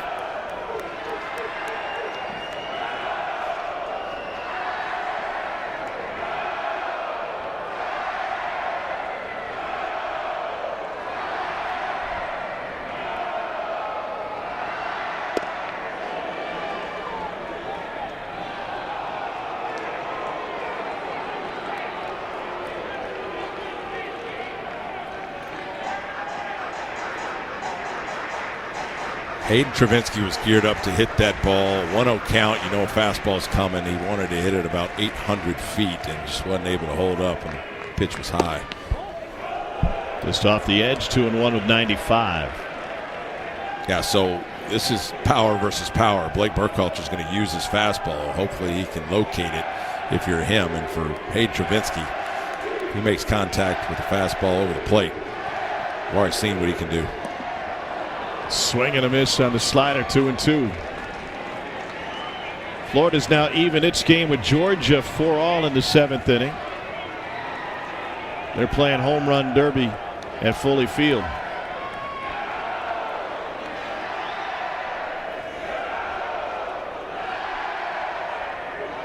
It was Matt Gassetti, the catcher, just tied it for the Gators. 2-2 pitch. Fouled off. Take it back to the 4th. This is what Travinsky did against Hayden Mullins. Yeah, low and in fastball. And the impressive thing about that is he moved his legs to get down to the elevation of the baseball and lifted it out of the ballpark. That's something you can't really teach a hitter. Move your legs around to get the barrel of the bat on the ball. And Hayden Travinski popped that one back in the fourth.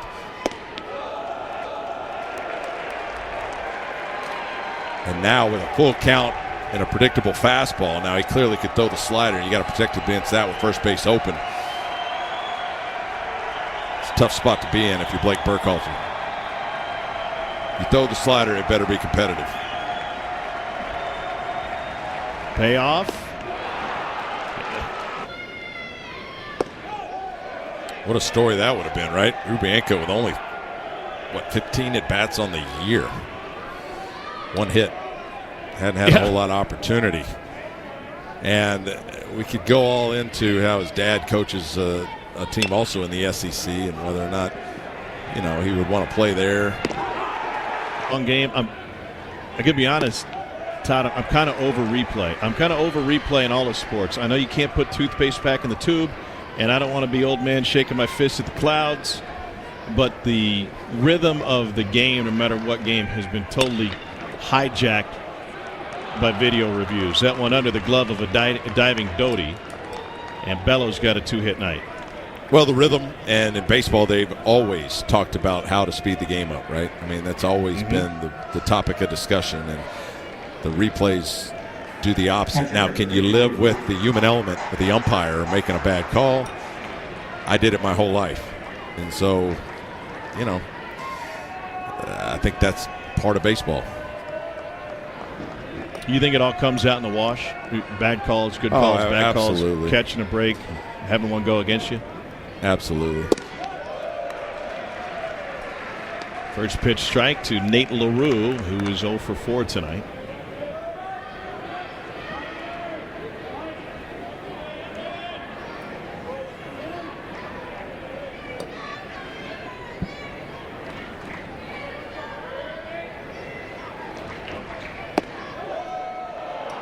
Fastball just off the plate, 1 ball, 1 strike.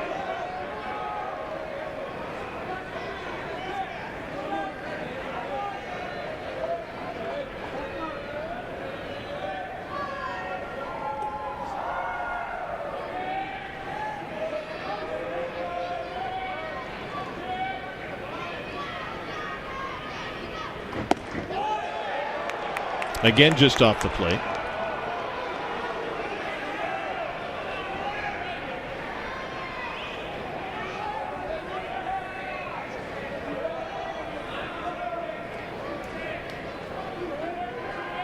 You call this game long, Tom. What are we, 3 hours and 15 minutes in right now? I mean, I love your standard of baseball.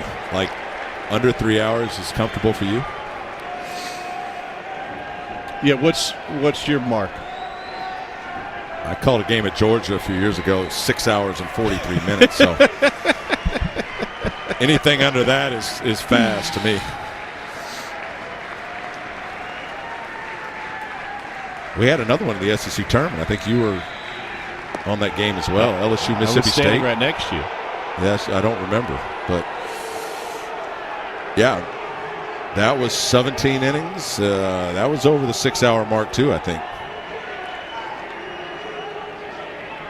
Longest game in SEC tournament history, according to our producer Kevin Clark.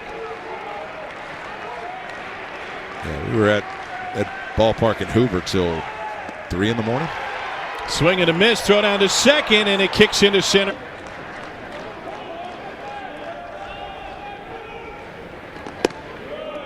Fastball upstairs to Foster. Well, Foster singled and scored in the 5th. That was an infield single that went off of Blake Money's leg.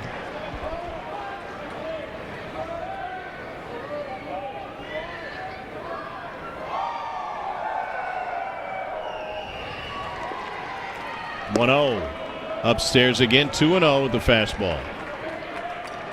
Right when we pointed out, by we I mean me, that the 8 and 9 hole hitters for Foster and Hall were 5 of 6 on the bags. They both struck out last at bat. So believe in the power of words, I guess.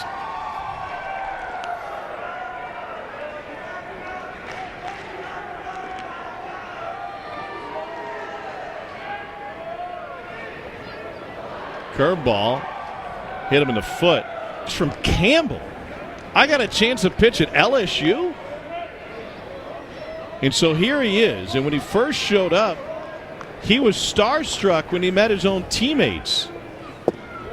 Guys like Doty and Barry and Cruz, who had seen succeed at this level.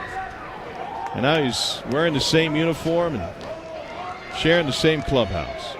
Well, first year in Baton Rouge, and this guy's been the answer for their bullpen. He's been electric. Only 4 walks, 26 strikeouts, and he's around the zone.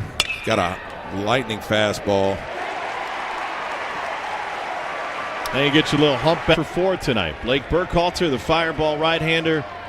He's got 4 saves to his name on the mound for Auburn.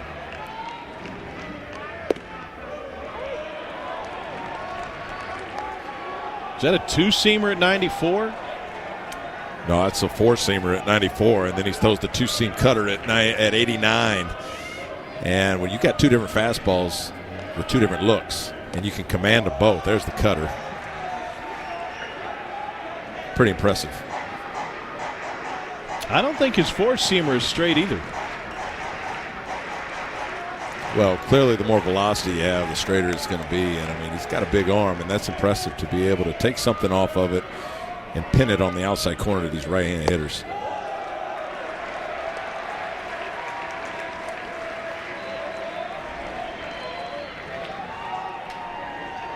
Two balls and a strike to Doty.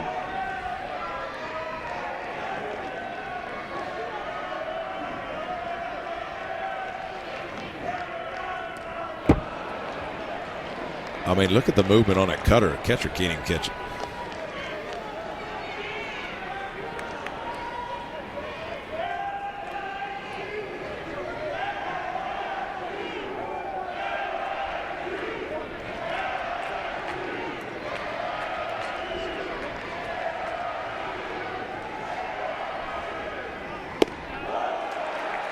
There's 94, full count. This is when you can expect the cutter. Remember, he struck Jacob Berry looking on the cutter on a 3-2 count back in the 8th. And if you're the hitter now, Cade Doty, you've got to stay on it. Look up the middle the other way. You can't try to get the head out and pull it. Into center field, it's going to drop trend. Dylan Cruz 0 for 2.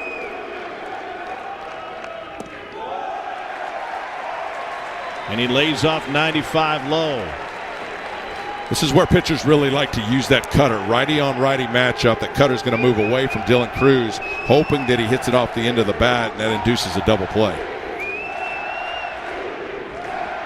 6 home runs on the season for Cruz, one of the best run producers in the league. 94 off the end of the bat.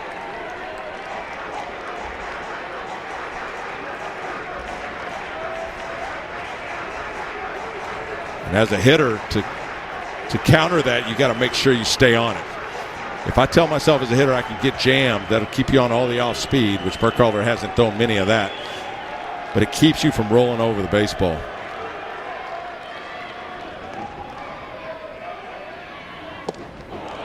Swing and a miss on 90, 1-2. Fastball, cutter. Yeah, and it's even more important now for Dylan Cruz to eliminate the pull side. Look up the middle the other way. That'll keep the barrel on that cutter that's moving away from him.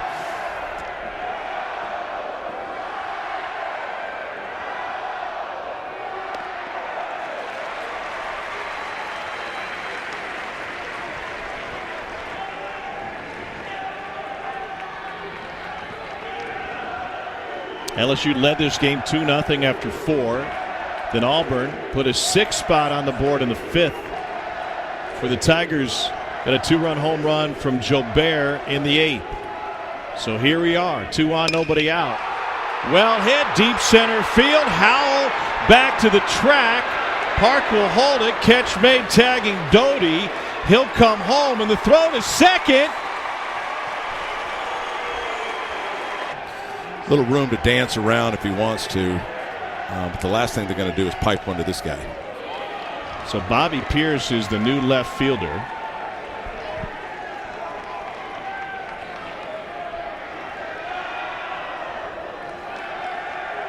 Trey Morgan at second base, and Jacob Berry at the plate.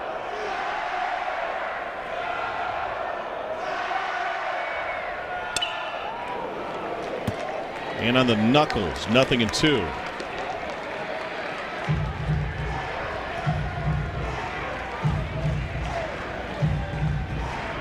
Another one-run game for Auburn. They were 0-9 in the conference last year in one-run games, 0-5 in two-run games, and dropped one last weekend after having the lead after the eighth or into the eighth.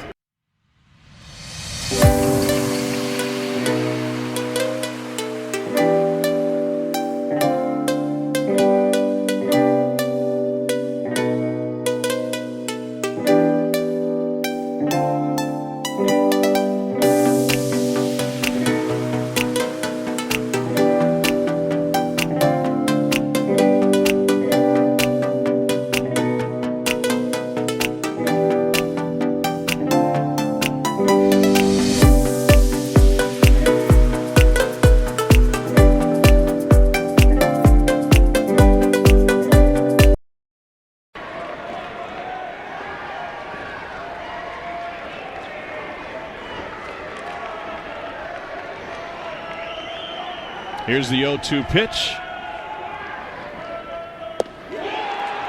Got him swinging. 2 down. That was nasty. And that's the first time Burkhalter's thrown that pitch. Just a changeup. Look at the ride on that one out to the outside corner. Looks down the middle, take the velocity off of it, and Jacob Berry had no chance.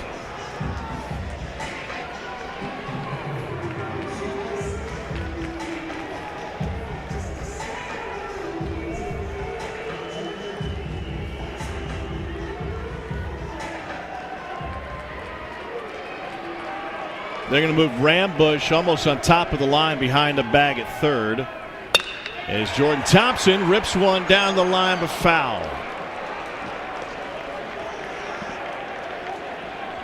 Nothing in one to the LSU second baseman, who is 1 for 4 tonight. His one-out single in the 8th preceded Joe Baer's 2-run home run. I don't think Joe Baer's a guy you want to face.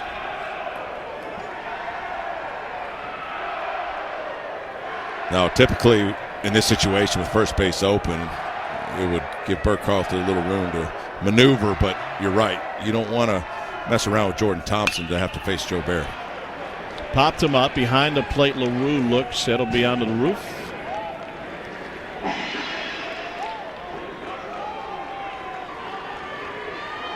And now he's got what he wanted, ahead in the count. The changeup's really not effective righty on righty.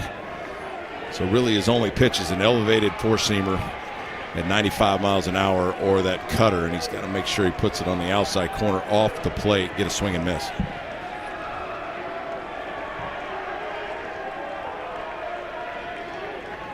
Thompson sitting on 2 home runs. Flies it to right in foul territory. Hall got into the corner and up against the bench.